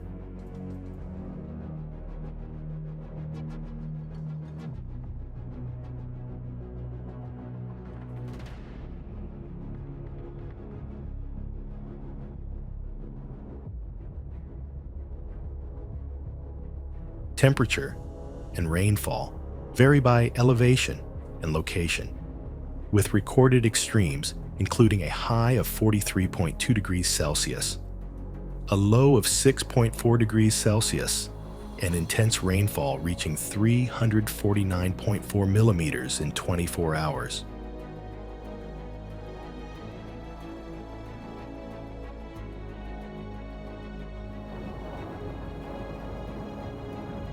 Brasilia, founded in 1960 to replace Rio de Janeiro as Brazil's capital, is located in the Central West region and is the country's third largest city by population. The city features modernist white architecture and a unique airplane-shaped urban layout, earning UNESCO World Heritage status in 1987.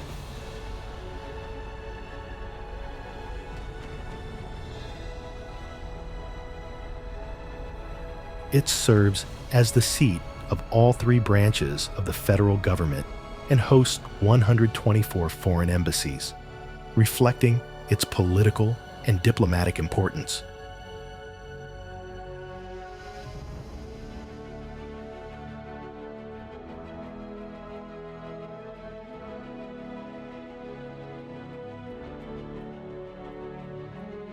The Federal District, often synonymous with Brasilia, is divided into 35 administrative regions, with the original planned area known as Plano Piloto forming the city's core.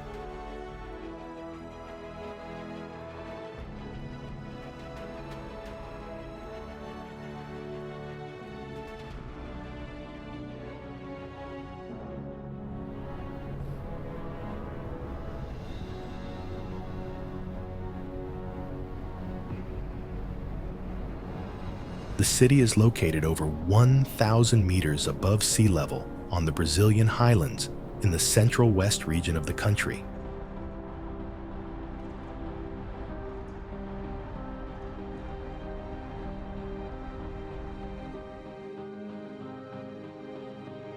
Paranoá Lake, an artificial reservoir created to boost water supply, maintain humidity, offers recreational activities such as wakeboarding, windsurfing, and diving.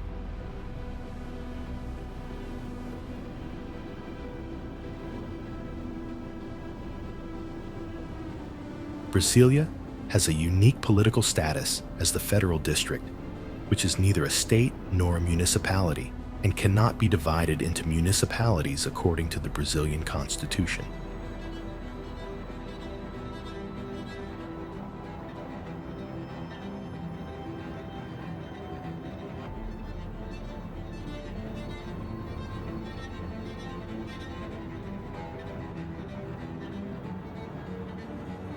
Its executive power is led by a governor, while legislative functions are carried out by the legislative chamber composed of 24 district deputies, combining features of both state assemblies and municipal councils.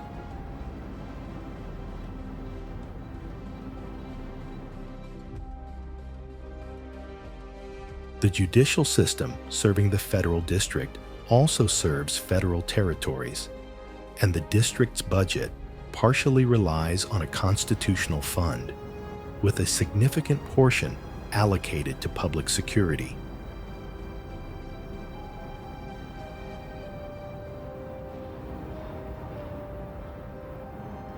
São Paulo is the capital of the state of São Paulo and the most populous city in Brazil, the Americas, and both the Western and Southern hemispheres, recognized globally as an alpha city with strong influence in commerce, finance, arts, and entertainment.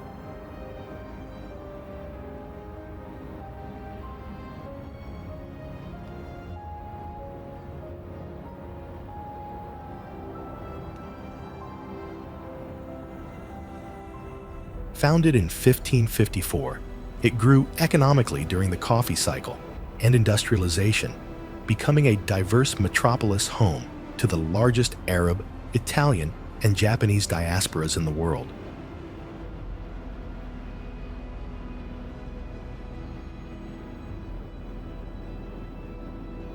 The Greater São Paulo metropolitan area houses over 20 million people, forming the first megalopolis in the Southern Hemisphere, with more than 30 million inhabitants.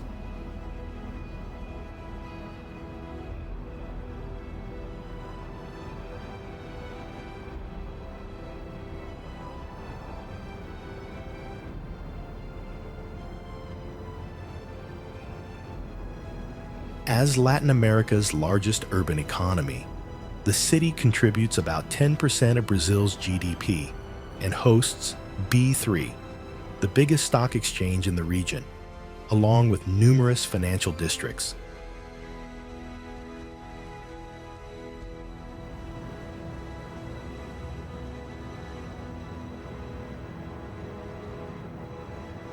São Paulo is a major center for science and technology, producing around 1/3 of Brazil's scientific output.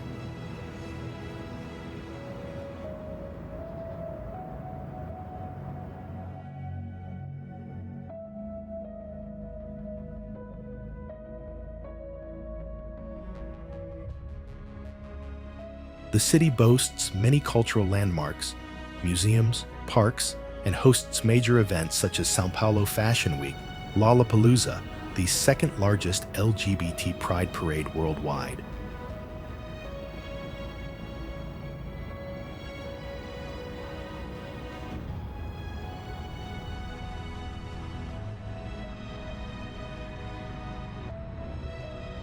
It has also been a key venue for international sports, including FIFA World Cups, the Pan American Games, Formula One, and the NFL Brazil Games.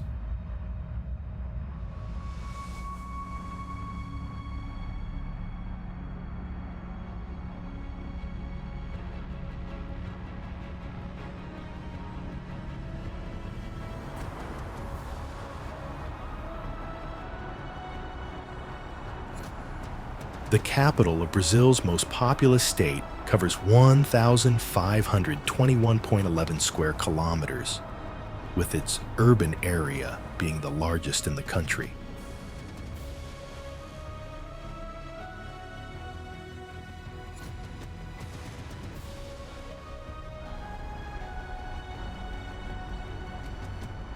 The city is situated on a plateau of the Brazilian highlands, approximately 799 meters above sea level and about 70 kilometers from the Atlantic Ocean, connected by highways to nearby coastal cities.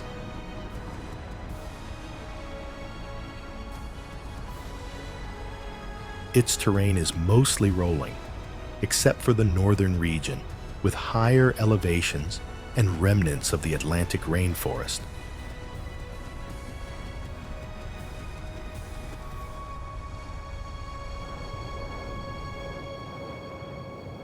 Olinda is a historic city in northeastern Brazil, located in Pernambuco near Recife, known for its well-preserved colonial architecture and high population density.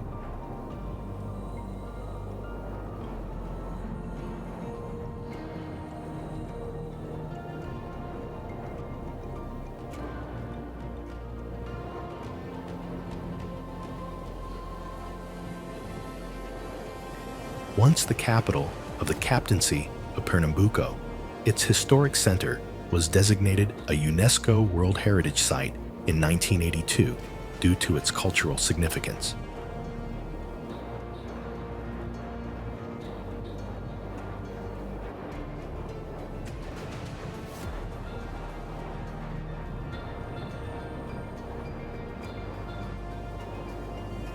Olinda was originally inhabited by the Kaites and Tupinamba tribes, with Portuguese settlers establishing a stronghold in 1535 by exploiting local rivalries.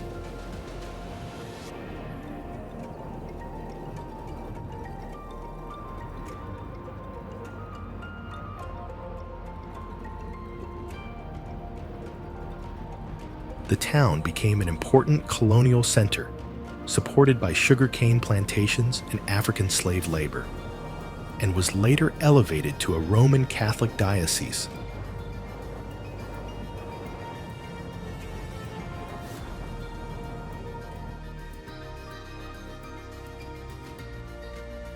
Following Portuguese restoration in 1640, Olinda's prominence declined, especially after Recife was named capital in 1827. Though it retained religious significance with historic churches.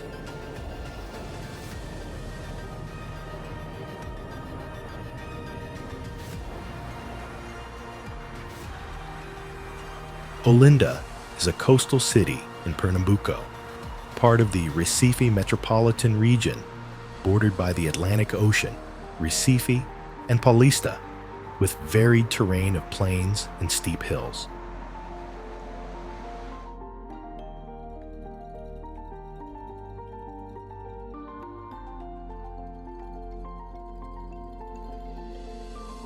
The city lies in the Atlantic forest ecoregion and experiences a tropical monsoon climate with consistently warm temperatures, high humidity, and frequent rainfall throughout the year.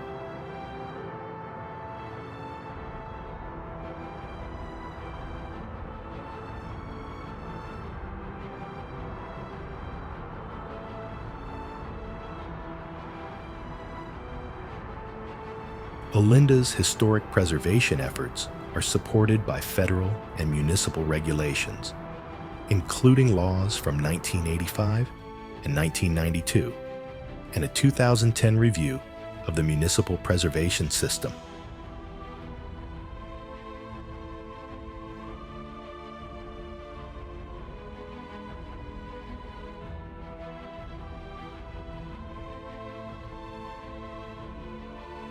Programs like Monumenta and IFAN's Action Plan for Historic Cities promote restoration and urban renewal, with coordinated public funding for private properties and collaboration among government levels.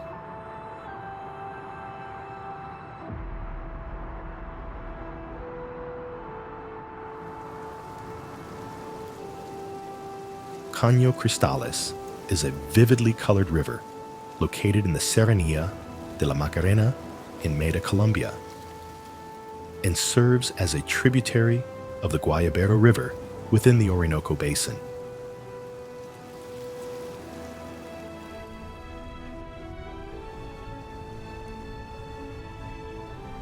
Discovered in 1969 by cattle farmers, the river is famously known as the River of Five Colors or Liquid Rainbow, due to the vibrant hues, especially red, produced by aquatic plants like Rhincolaceae clavigera.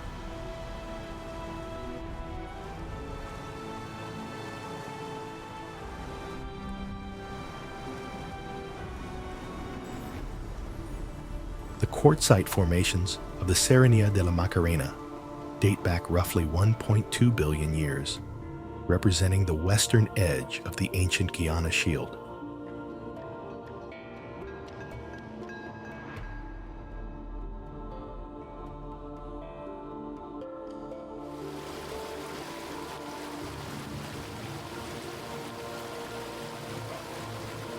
Caño Cristales flows rapidly through these ancient rocks, featuring rapids, waterfalls,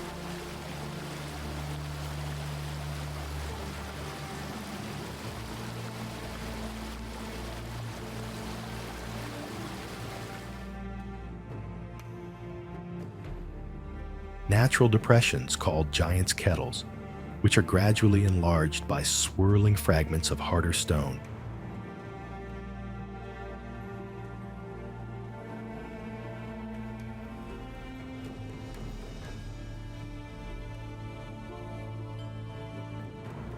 The Serranía de la Macarena lies at the intersection of the Andes, Llanos, and Amazon rainforest, resulting in exceptional biodiversity across its rainforest biomes.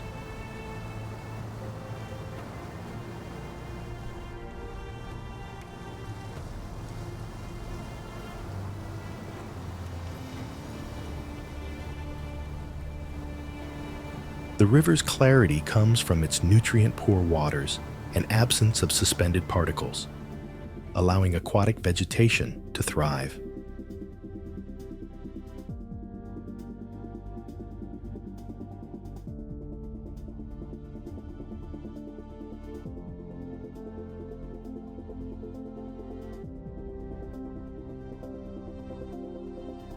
A distinctive feature is the vivid red hue of the riverbed during the wet season, created by the endemic Rhincolasis clavigera plant that anchors to rocks in fast-flowing sections.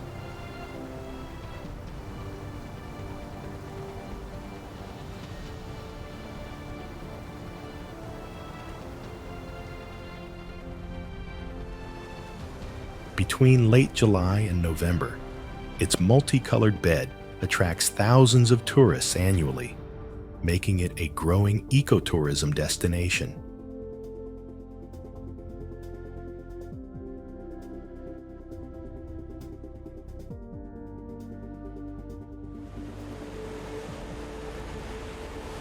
Tayrona National Natural Park, located near Santa Marta in northern Colombia, encompasses diverse ecosystems shaped by the Sierra Nevada de Santa Marta's range of altitudes and climates.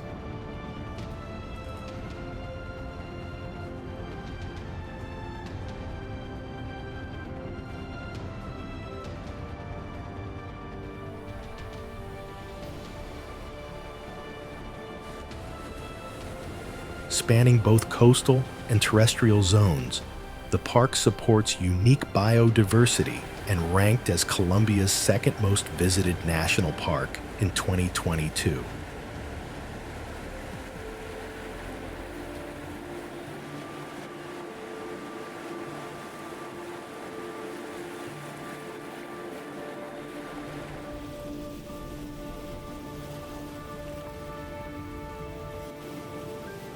The Tayrona National Park was created by the 191st Law of the Colombian Institute for Agrarian Reform, guaranteeing the protection of the region and the preservation of the ecological environment.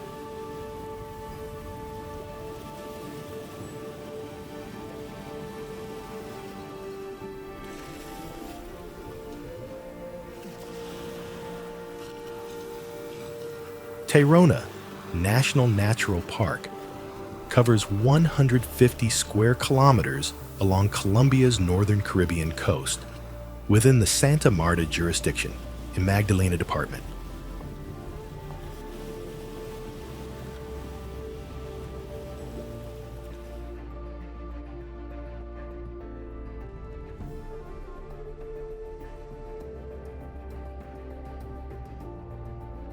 Its boundaries stretch from Taganga in the south to the Piedras River in the northeast, encompassing hills, creeks, and maritime zones with well-defined natural landmarks.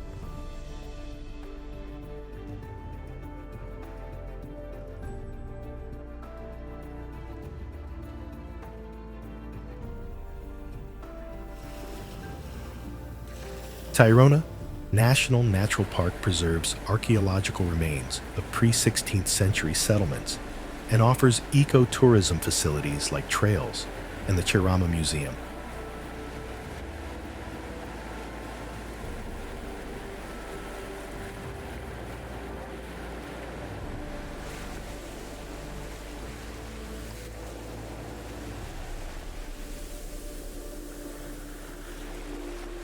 Key attractions include beaches, rivers, and scenic paths, though El Pueblito has been closed since 2019 due to indigenous community decisions.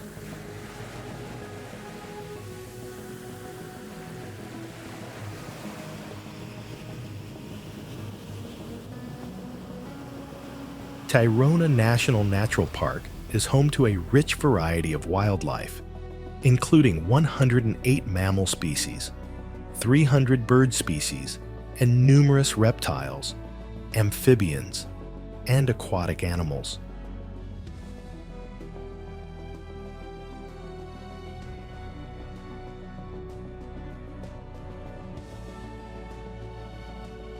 The park also hosts over 770 plant species, extensive marine biodiversity, and is one of 3 Colombian Caribbean parks containing coral reefs.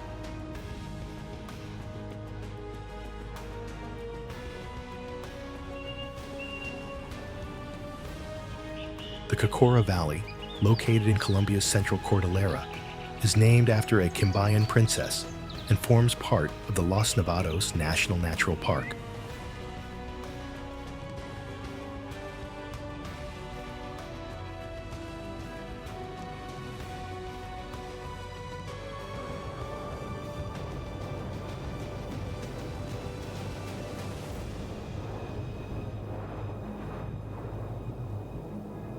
It is the primary habitat of the Quindio wax palm, Colombia's national tree, alongside diverse protected species of flora and fauna.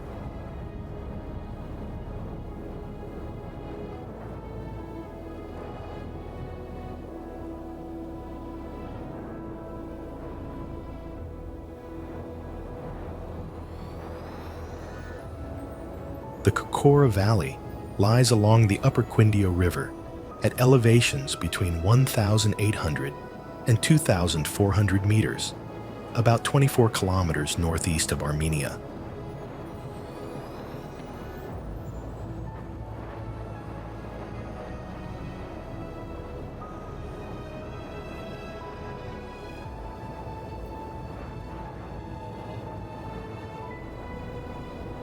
It can be reached via the Armenia-Pereira Highway through Salento, with further access by jeep or hiking on local trails.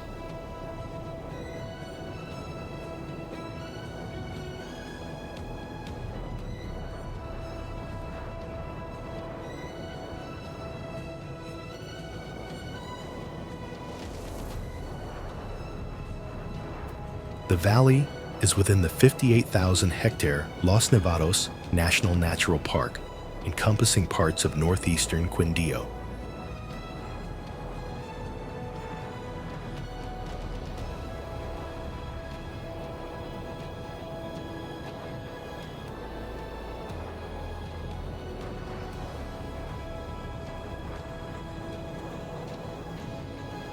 To protect the wax palm and its dependent species, the Colombian government enacted conservation efforts following concerns linked to Palm Sunday traditions.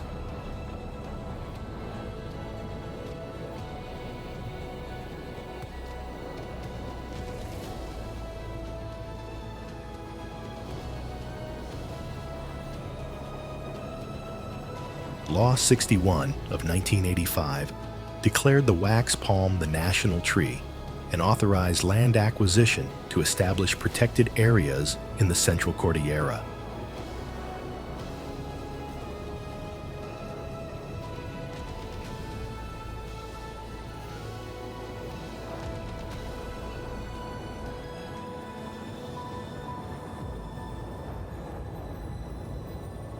The law also prohibited the felling of the tree enforcing penalties under existing environmental regulations.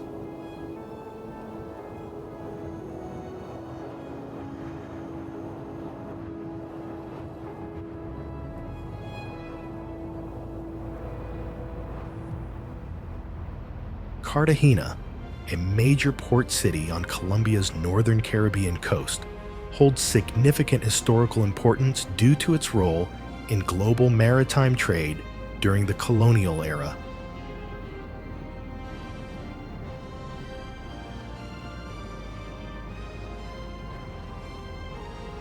Cartagena is located in northern Colombia, facing the Caribbean Sea to the west and bordered by Cartagena Bay to the south.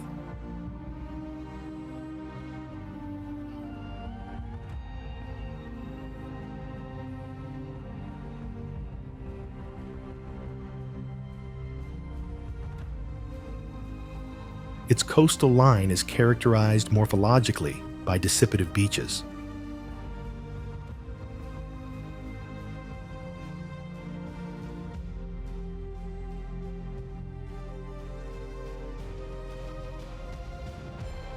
Founded in 1533, it served as a key Spanish colonial hub for exporting Bolivian silver and importing enslaved Africans, while being strategically defended against pirate attacks.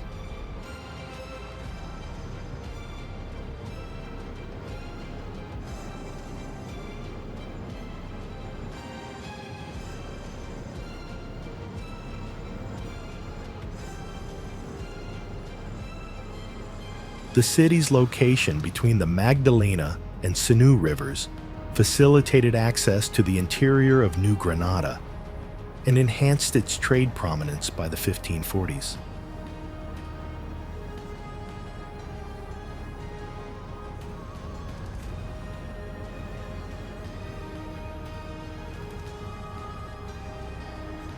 Today, Cartagena is the capital of Bolívar Department, with a population of nearly 877,000, and its economy revolves around maritime industries, petrochemicals, and tourism.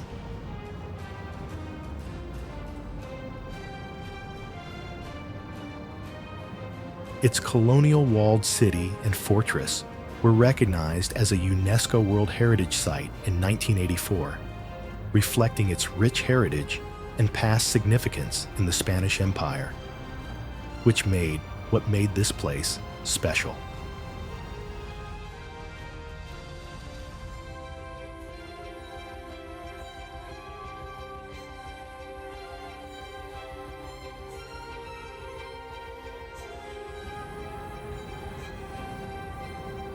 Bogotá is the capital and largest city of Colombia, serving as the main political, economic, cultural, and educational center of the country and northern South America.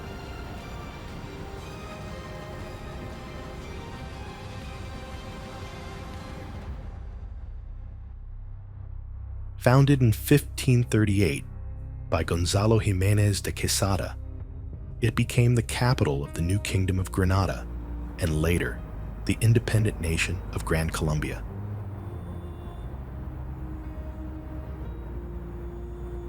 The city is situated on a high plateau in the Andes, with an average altitude of 2,640 meters and a cool, stable climate year-round. Bogotá houses the central offices of the executive, legislative, and judicial branches of the Colombian government.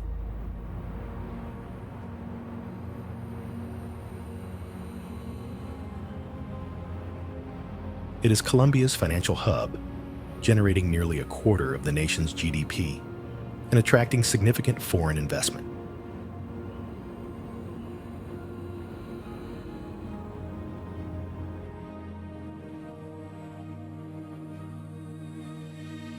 Known for its cultural richness, Bogotá hosts numerous universities, research centers, theaters, libraries, and museums, earning a global Alpha City classification.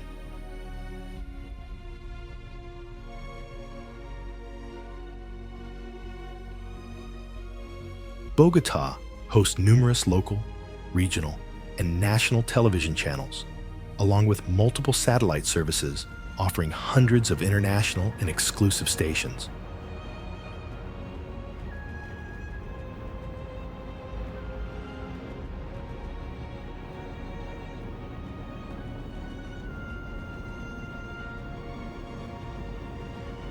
The city features major AM and FM radio networks, several prominent newspapers, and 3 free daily papers, including one published in English.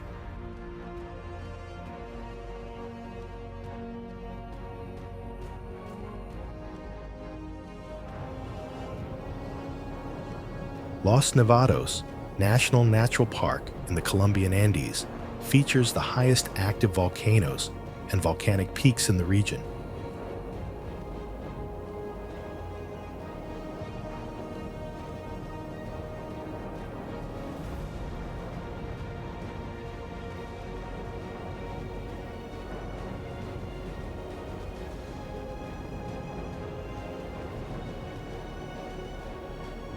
It spans several departments and municipalities, protecting diverse volcanic landscapes and ecosystems.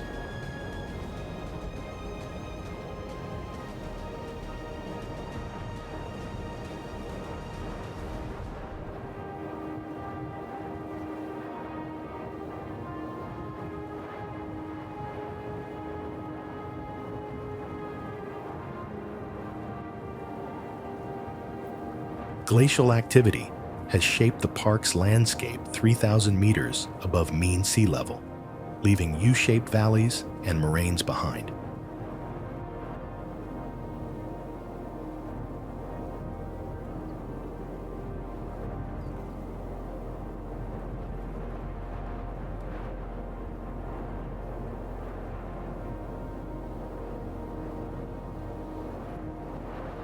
Extrusive igneous rock is dominant above 3,500 meters on the eastern slopes and 2,200 meters on the western slopes.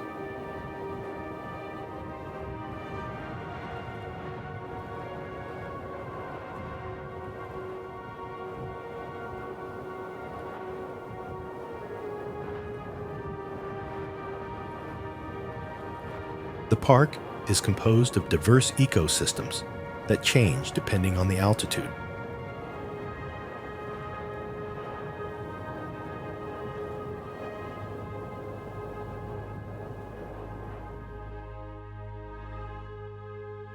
The lower regions of the park are composed of Andean forests, high Andean forests, and high Andean wetlands.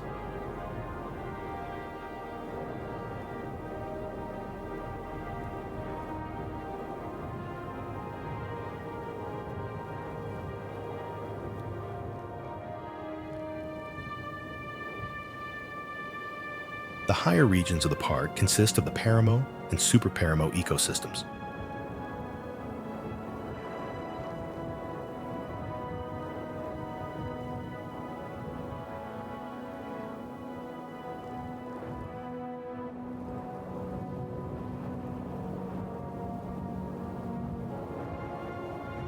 The Paramo is composed of grassland, peat bog, scrubland, swamps, and lagoons, and occupies 80% of the park's area.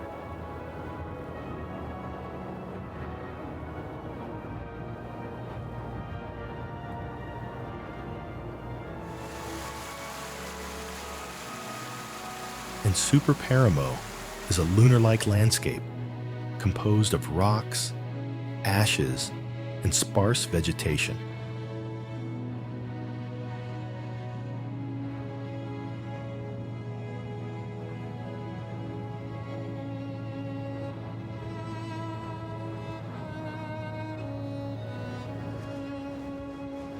The Tatacoa Desert, Colombia's second largest arid area, covers over 330 square kilometers in Huila Department near Neiva and Tolima.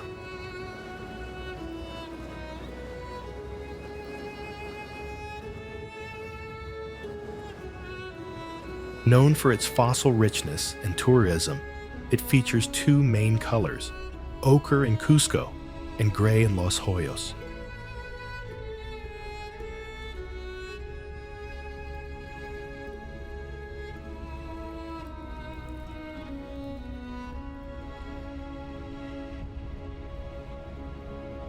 Originally a tropical dry forest, called the Valley of Sorrows, the region gradually became arid over time.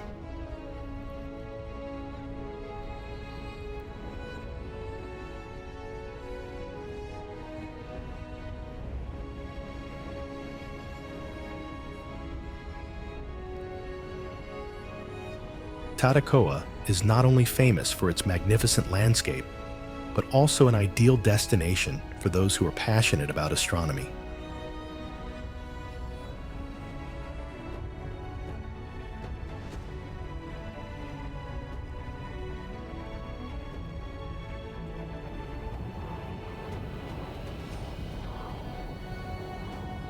Thanks to its clear skies and low light pollution, this is one of the best places in Colombia to stargaze and admire the beauty of the galaxy at night.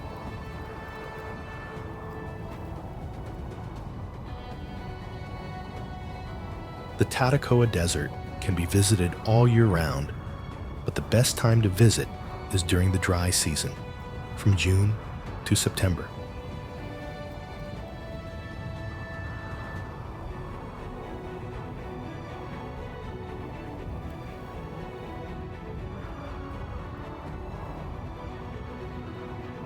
During this time, the weather is dry, and there is little rain, making it easy for visitors to move around and visit the landscape.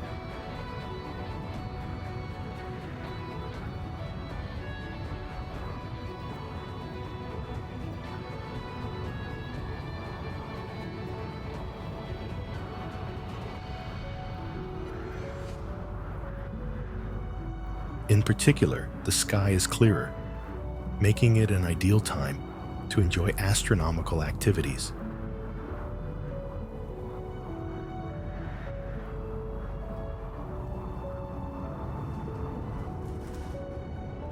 San Andres is a coral island in the Caribbean Sea, politically part of Colombia and historically connected to the United Kingdom.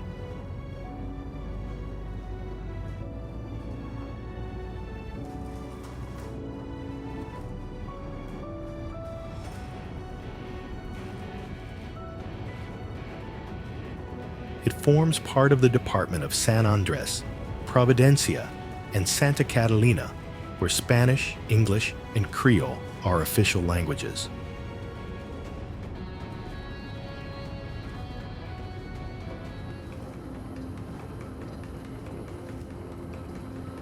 The archipelago lies about 750 kilometers north of the Colombian mainland, covering 57 square kilometers, and was declared the Seaflower Biosphere Reserve to protect its rich biodiversity. The island's capital, San Andres, or El Centro, is located at the northern tip and serves as the main urban hub.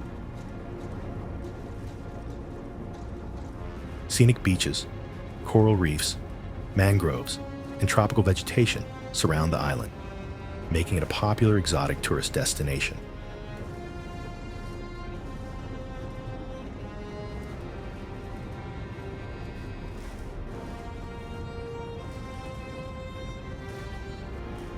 The island's economy shifted from fishing and limited agriculture to tourism after air services began, and it was declared a duty-free zone in 1954.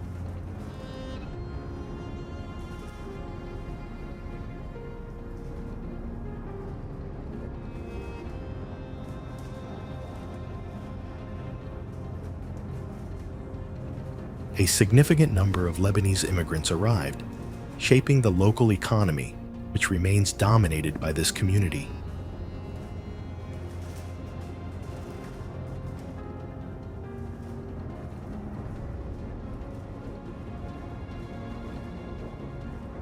To protect local culture, the government introduced restrictions in the 1990s to limit mainland immigration, while the island has no industrial activity.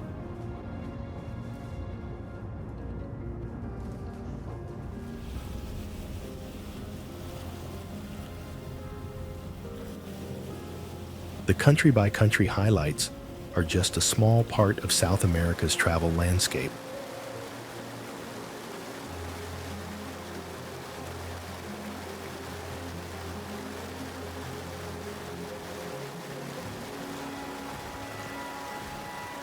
across the continent, there are still many places that hold breathtaking and captivating beauty.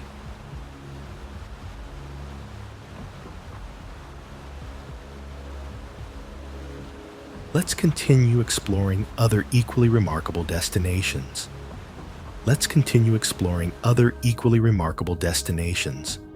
Keep relaxing.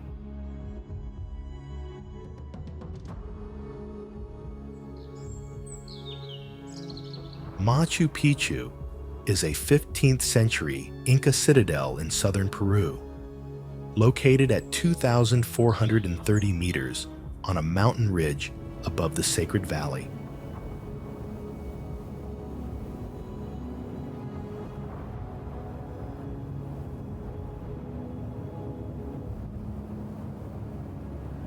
Believed to have been built as an estate for Emperor Pachacuti around 1450, it was abandoned a century later during the Spanish conquest.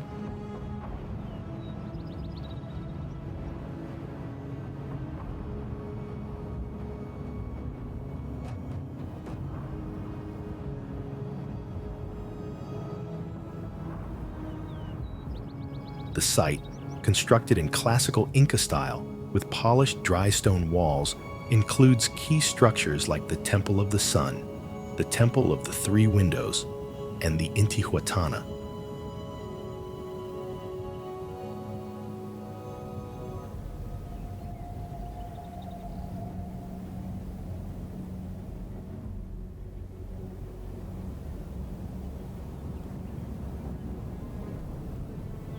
Though no written records exist, archaeologists infer its purpose structure based on physical remains and tombs.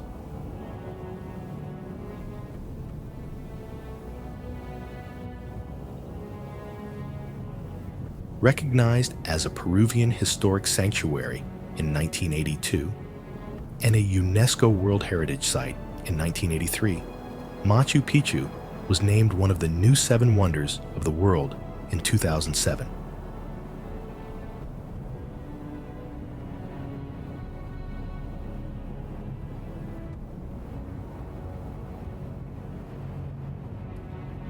Machu Picchu showcases classical Inca ashlar masonry, using precisely cut stones fitted without mortar.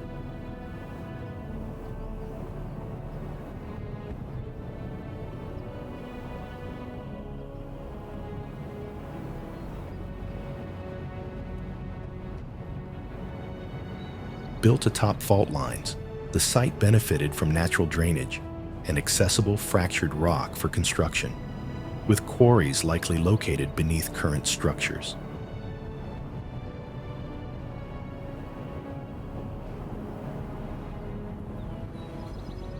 Architectural stability was achieved through design features like trapezoidal openings, inward-leaning corners, and offset wall rows.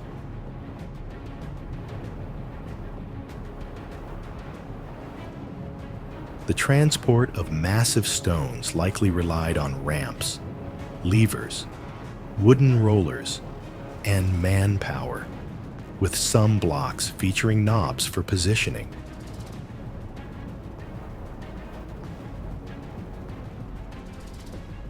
Salar de Uyuni, the world's largest salt flat at over 10,000 square kilometers, lies in southwest Bolivia at an elevation of 3,656 meters, formed from ancient evaporated lakes.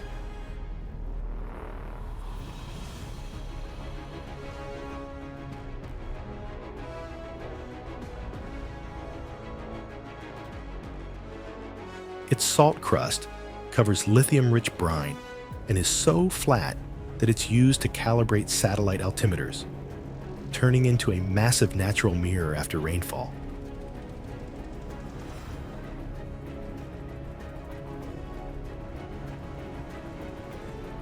The region functions as a vital transport route across the Bolivian Altiplano and a key habitat for flamingos.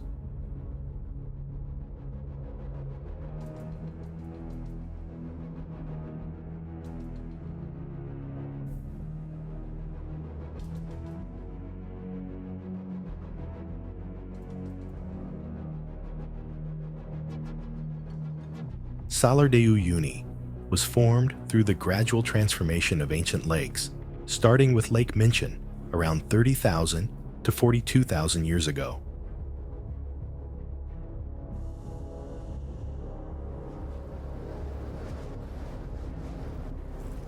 This prehistoric body evolved into Lake Tauca, with an estimated age between 13,000 and 26,100 years, followed by the younger Lake Koipasa. After drying, these lakes left behind Salar de Koipasa, Salar de Uyuni, and the modern lakes Pupo and Uru Uru.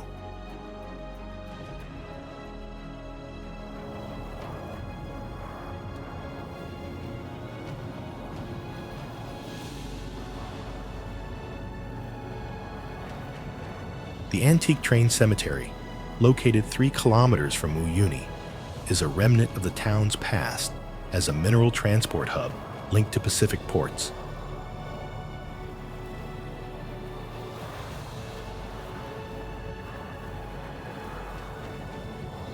Built by British engineers between 1888 and 1892, the railway was promoted by President Aniceto Arce, but faced resistance from the Aymara people.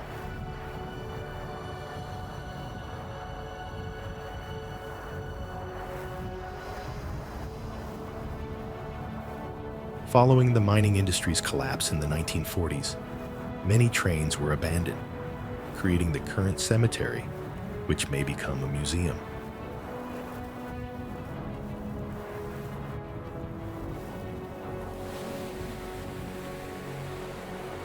The Galapagos Islands are a volcanic archipelago in the eastern Pacific, located near the equator and forming a province of Ecuador with over 33,000 residents.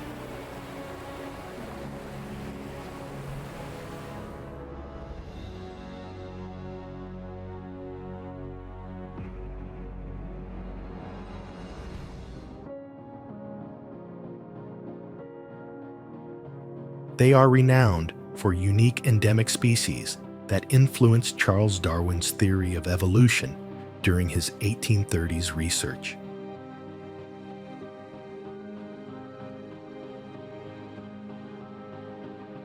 Although discovered in 1535, the islands remained largely unsettled due to limited fresh water and were mainly used by pirates.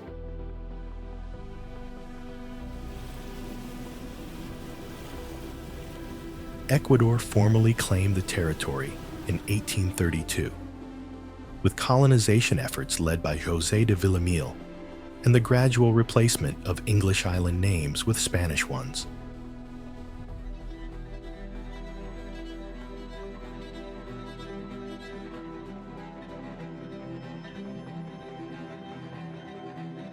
In the 20th century, the islands gained strategic and ecological importance, leading to sustainable airport upgrades to support rising ecotourism.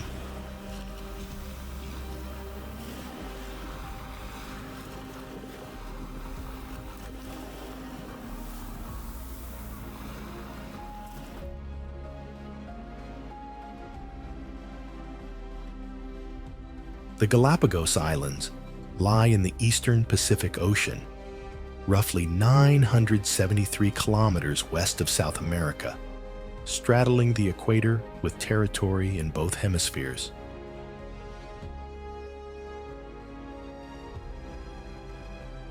The archipelago spans 7,880 square kilometers of land across 45,000 square kilometers of ocean, with Isabella Island comprising nearly 75% of the total land area.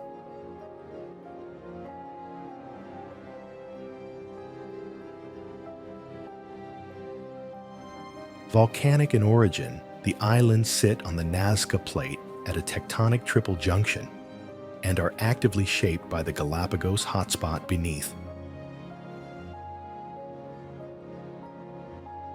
Island formation began at least 8 million years ago, with younger land masses like Isabella and Fernandina still forming through volcanic activity.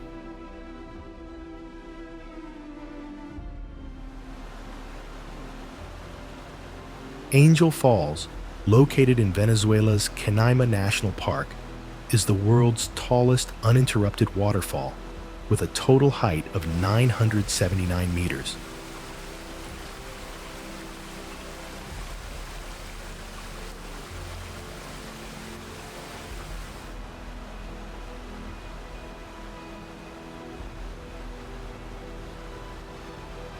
The water plunges from the edge of Ollantaytambo into the Rio Carapacupai Maru, eventually joining the Orinoco River system. The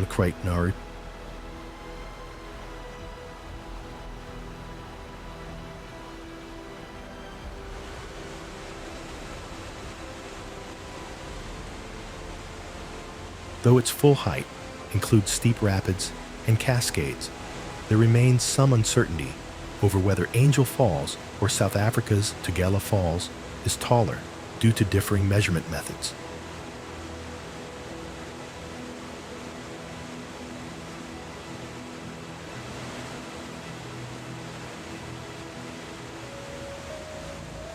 Early claims that Walter Raleigh saw Angel Falls are disputed, with some historians crediting Fernando de Berrio or Felix Cardona as the first Europeans to witness the site.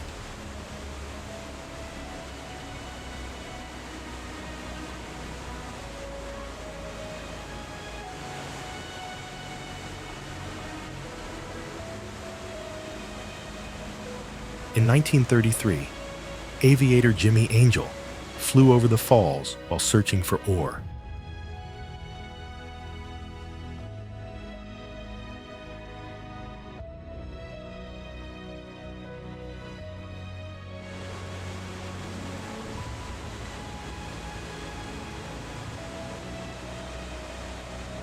Angel attempted a landing on Ollantaytambo in 1937, but his aircraft was damaged, forcing a dramatic 11-day descent on foot with his companions.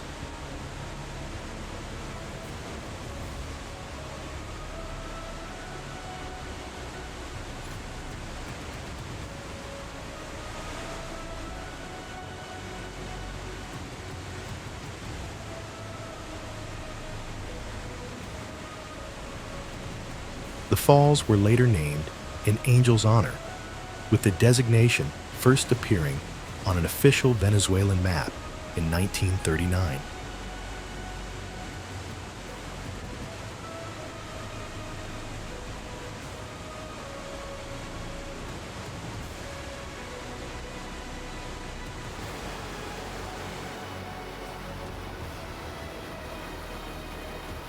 Latvian explorer Aleksandrs Laime reached the base in 1946 and later became the first to access the summit via the Tepui's gentler backside.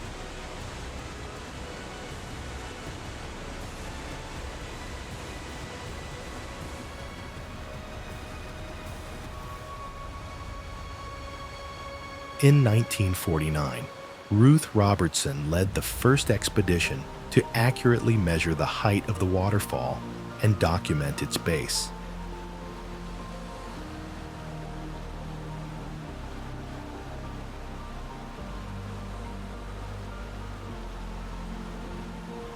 Climbers made several failed attempts to scale the vertical cliff until a team led by George Bogle succeeded in January 1971 after over 9 days of ascent.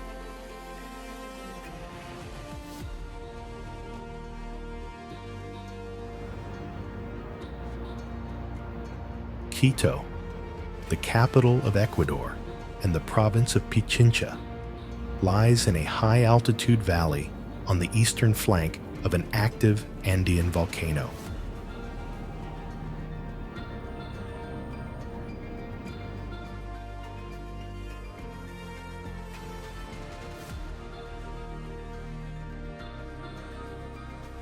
With an elevation of 2,850 meters, it is one of the highest national capitals in the world, depending on how Bolivia's capitals are classified.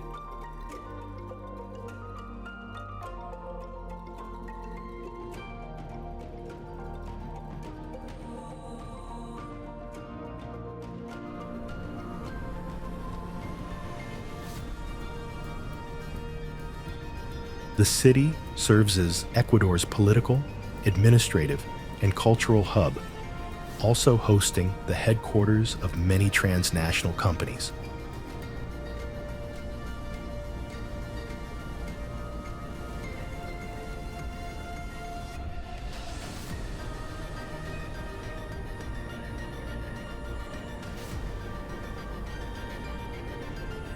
Historically, it was first inhabited thousands of years ago, later becoming a northern capital under the Inca Empire before its Spanish founding in 1534.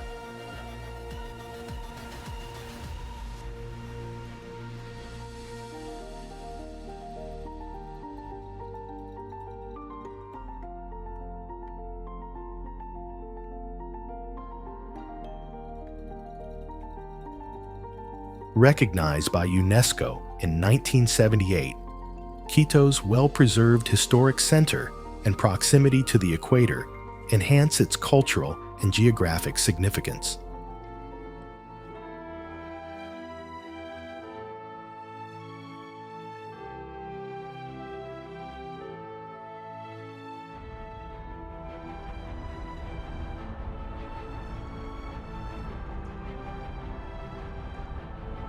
Quito preserves much of its colonial atmosphere, with the towers of many churches outlined against the circle of volcanoes that surrounds the Quito Basin.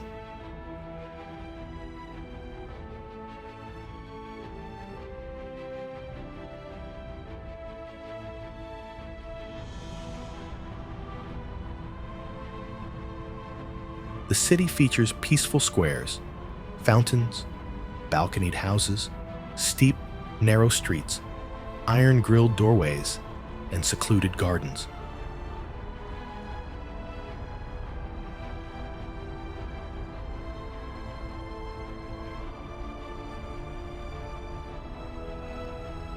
Quito experiences a cool, stable climate, with average temperatures around 15.6 degrees Celsius and two main seasons, a dry summer from June to August and a wet winter from September to May.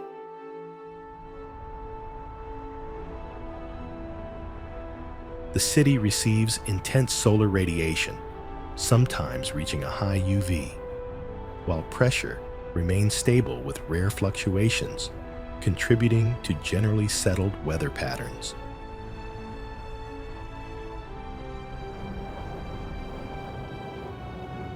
Cotopaxi is an active stratovolcano in the Andes, located near Latacunga City in Ecuador, standing at 5,897 meters, making it the country's second highest peak.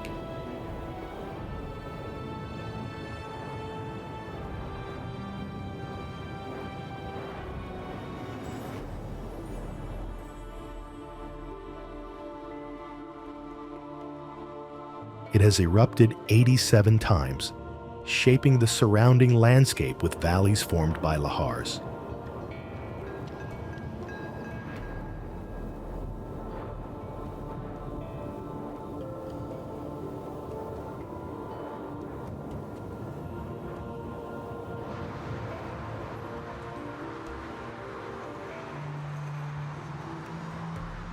Since October 2022, Cotopaxi has been erupting again, producing about 8,000 earthquakes by February 2023, averaging 1,600 monthly events.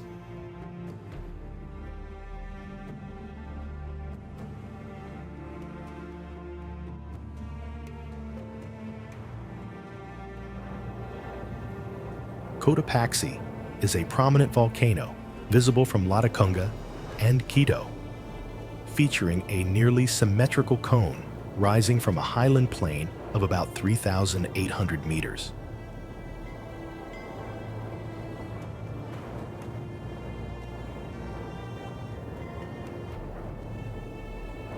It belongs to the Pacific Ring of Fire and hosts one of the few equatorial glaciers, beginning at 5,000 meters in elevation.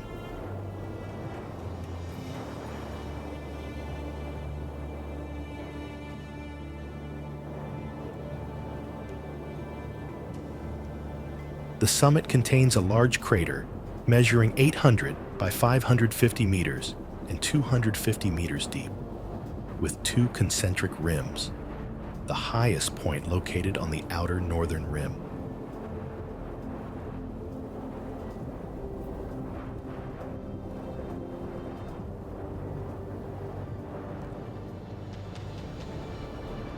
In April 2015, Cotopaxi showed increased seismic activity and gas emissions, leading to phreatic eruptions that deposited ash on nearby farmlands and Quito.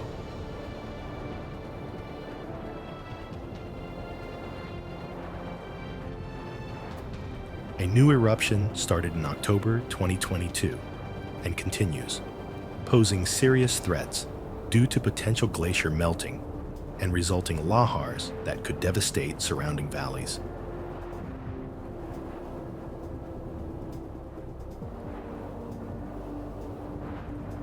These lahars threaten populous areas including Quito and Latacunga, with historical eruptions having already caused major destruction in the region.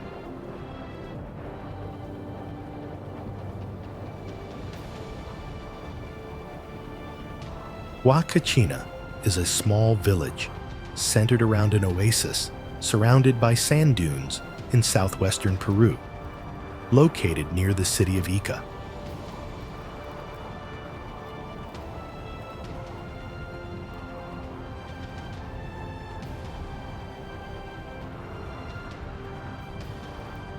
With a permanent population of about 100, it attracts tens of thousands of tourists annually, and its name derives from the Quechua term meaning hidden lagoon, or concealed, Dotuaitis.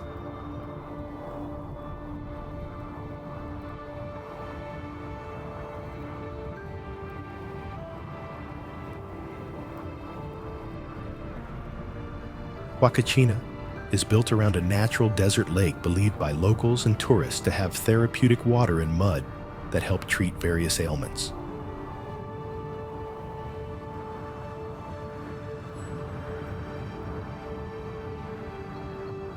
Legend says the lagoon was formed when a native princess fled after being startled by a hunter, leaving behind her mirror, which transformed into the lake, while the surrounding dunes represent her flowing mantle.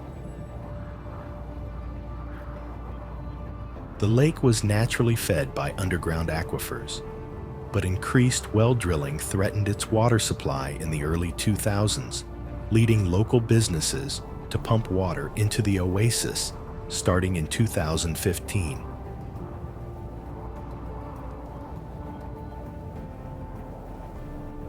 In 2016, a restoration project led by scientist Marino Morikawa was announced to clean the lagoon using nanobubble technology, but no updates on this initiative have emerged since 2020.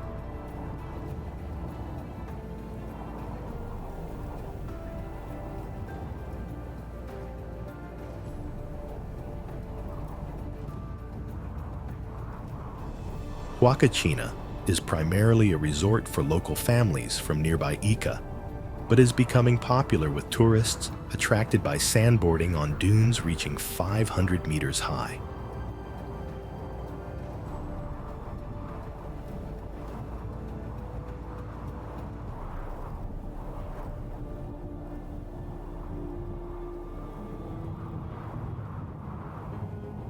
Dune buggy rides, known locally as areneros, offer another exciting activity for visitors exploring the desert landscape.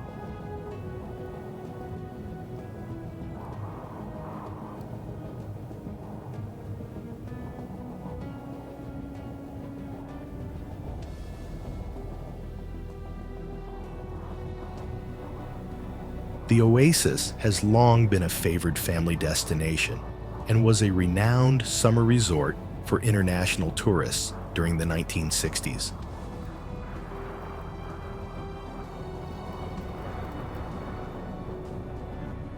The Colca Canyon, located northwest of Arequipa in southern Peru, is one of the deepest canyons worldwide, reaching depths between 1,000 and 2,000 meters.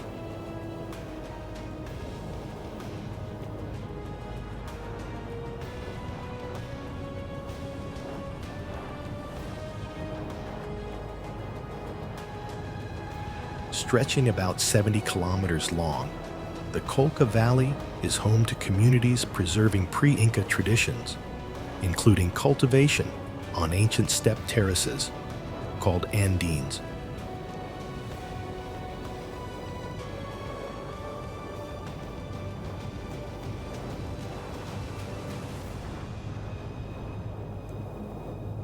As Peru's third most visited attraction, the canyon draws approximately 120,000 tourists each year.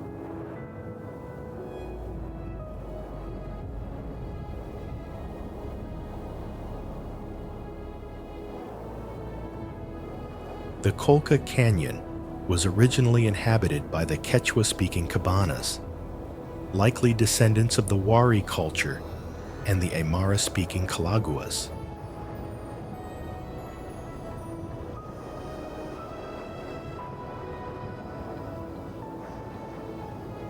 The Inca arrived around 1320 AD, establishing control through marriage alliances rather than warfare.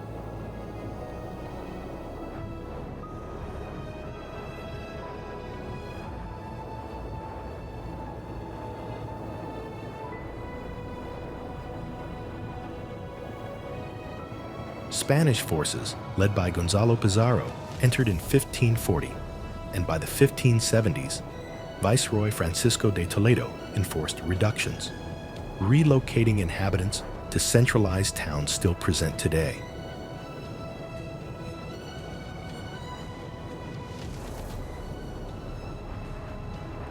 Franciscan missionaries constructed the first chapel in 1565 and a church by 1569, marking early colonial religious influence. The Calaguas tribe traditionally buried their dead in holes along the steep valley walls, marking sites with red paint still visible today.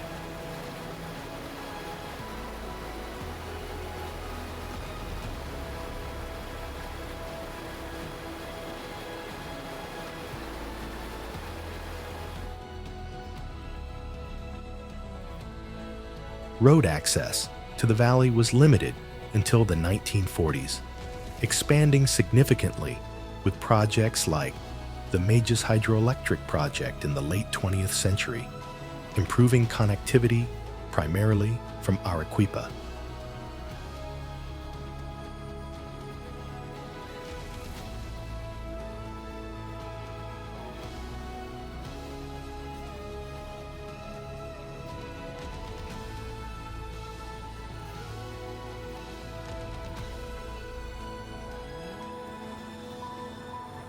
In 1981, the Polish Canoandes expedition completed the first descent of the river below Cabanatundi, leading to official recognition of Colca Canyon as one of the deepest worldwide by Guinness World Records and National Geographic.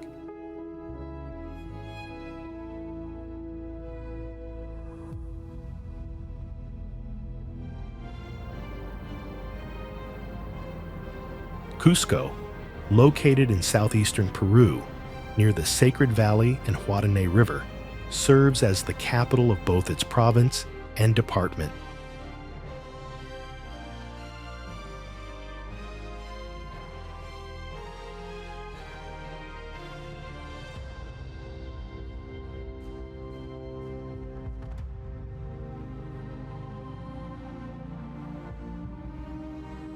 Once the capital of the Inca Empire, the city was declared a UNESCO World Heritage Site in 1983 and is now a major tourist hub with over 2 million visitors annually.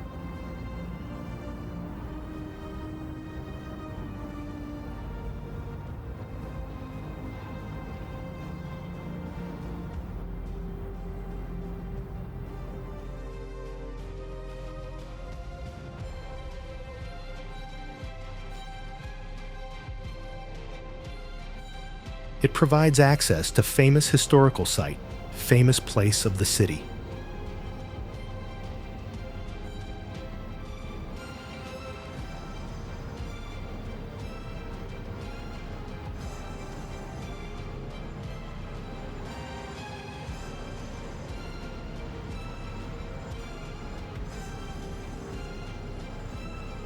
With an elevation of about 3,400 meters, Cusco is the largest city in the Peruvian Andes and the seventh most populous in the country.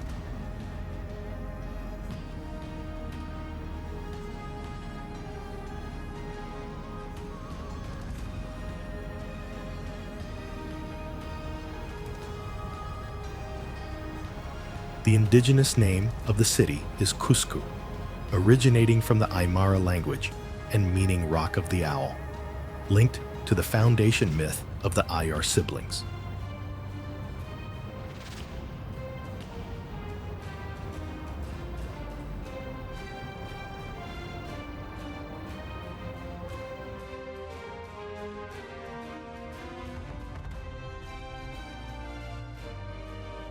According to legend, Ayar Auca transformed into a rock to claim the land, while Ayar Och became an idol and named Ayar Manco as Manco Capac, who founded the settlement and cultivated maize.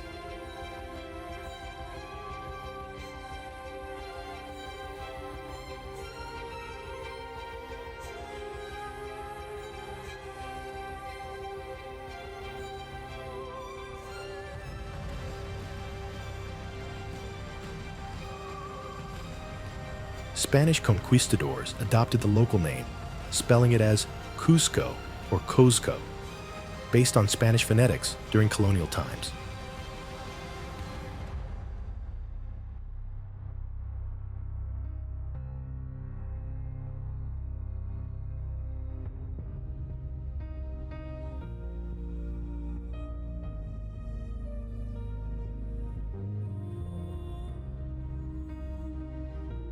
Pronunciations have evolved, leading to a 1976 ordinance changing the official spelling to Cusco.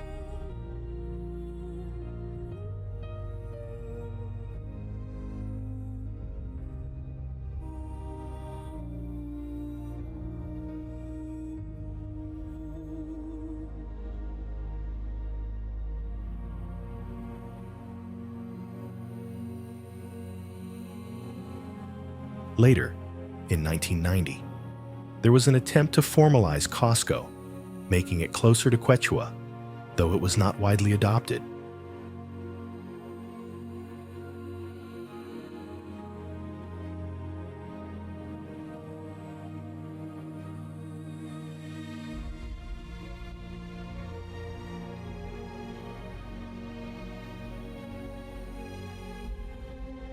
South America isn't just a destination. It's an awakening of the senses, a call to curiosity, and a journey that lingers in your soul long after the map ends. It's where nature roars, cultures collide, and every step leads to something unexpected. Whether you came for the waterfalls, the wildlife, or the whispers of ancient civilizations, chances are you've left a piece of your heart here. Although there are many places we may not have mentioned, let's save them for our future videos. Each corner of this continent holds its own story, and every step you take adds a new beat to the rhythm of your adventure. So as your journey winds down, remember, the real magic of South America isn't just in the places you visit, but in how it makes you feel alive, curious, and deeply connected to the pulse of the planet. Until next time, keep the spirit of adventure alive. And if this journey stirred your wanderlust, don't forget to like, share, and tell us which South American wonder is now at the top of your bucket list. See you in the next adventure.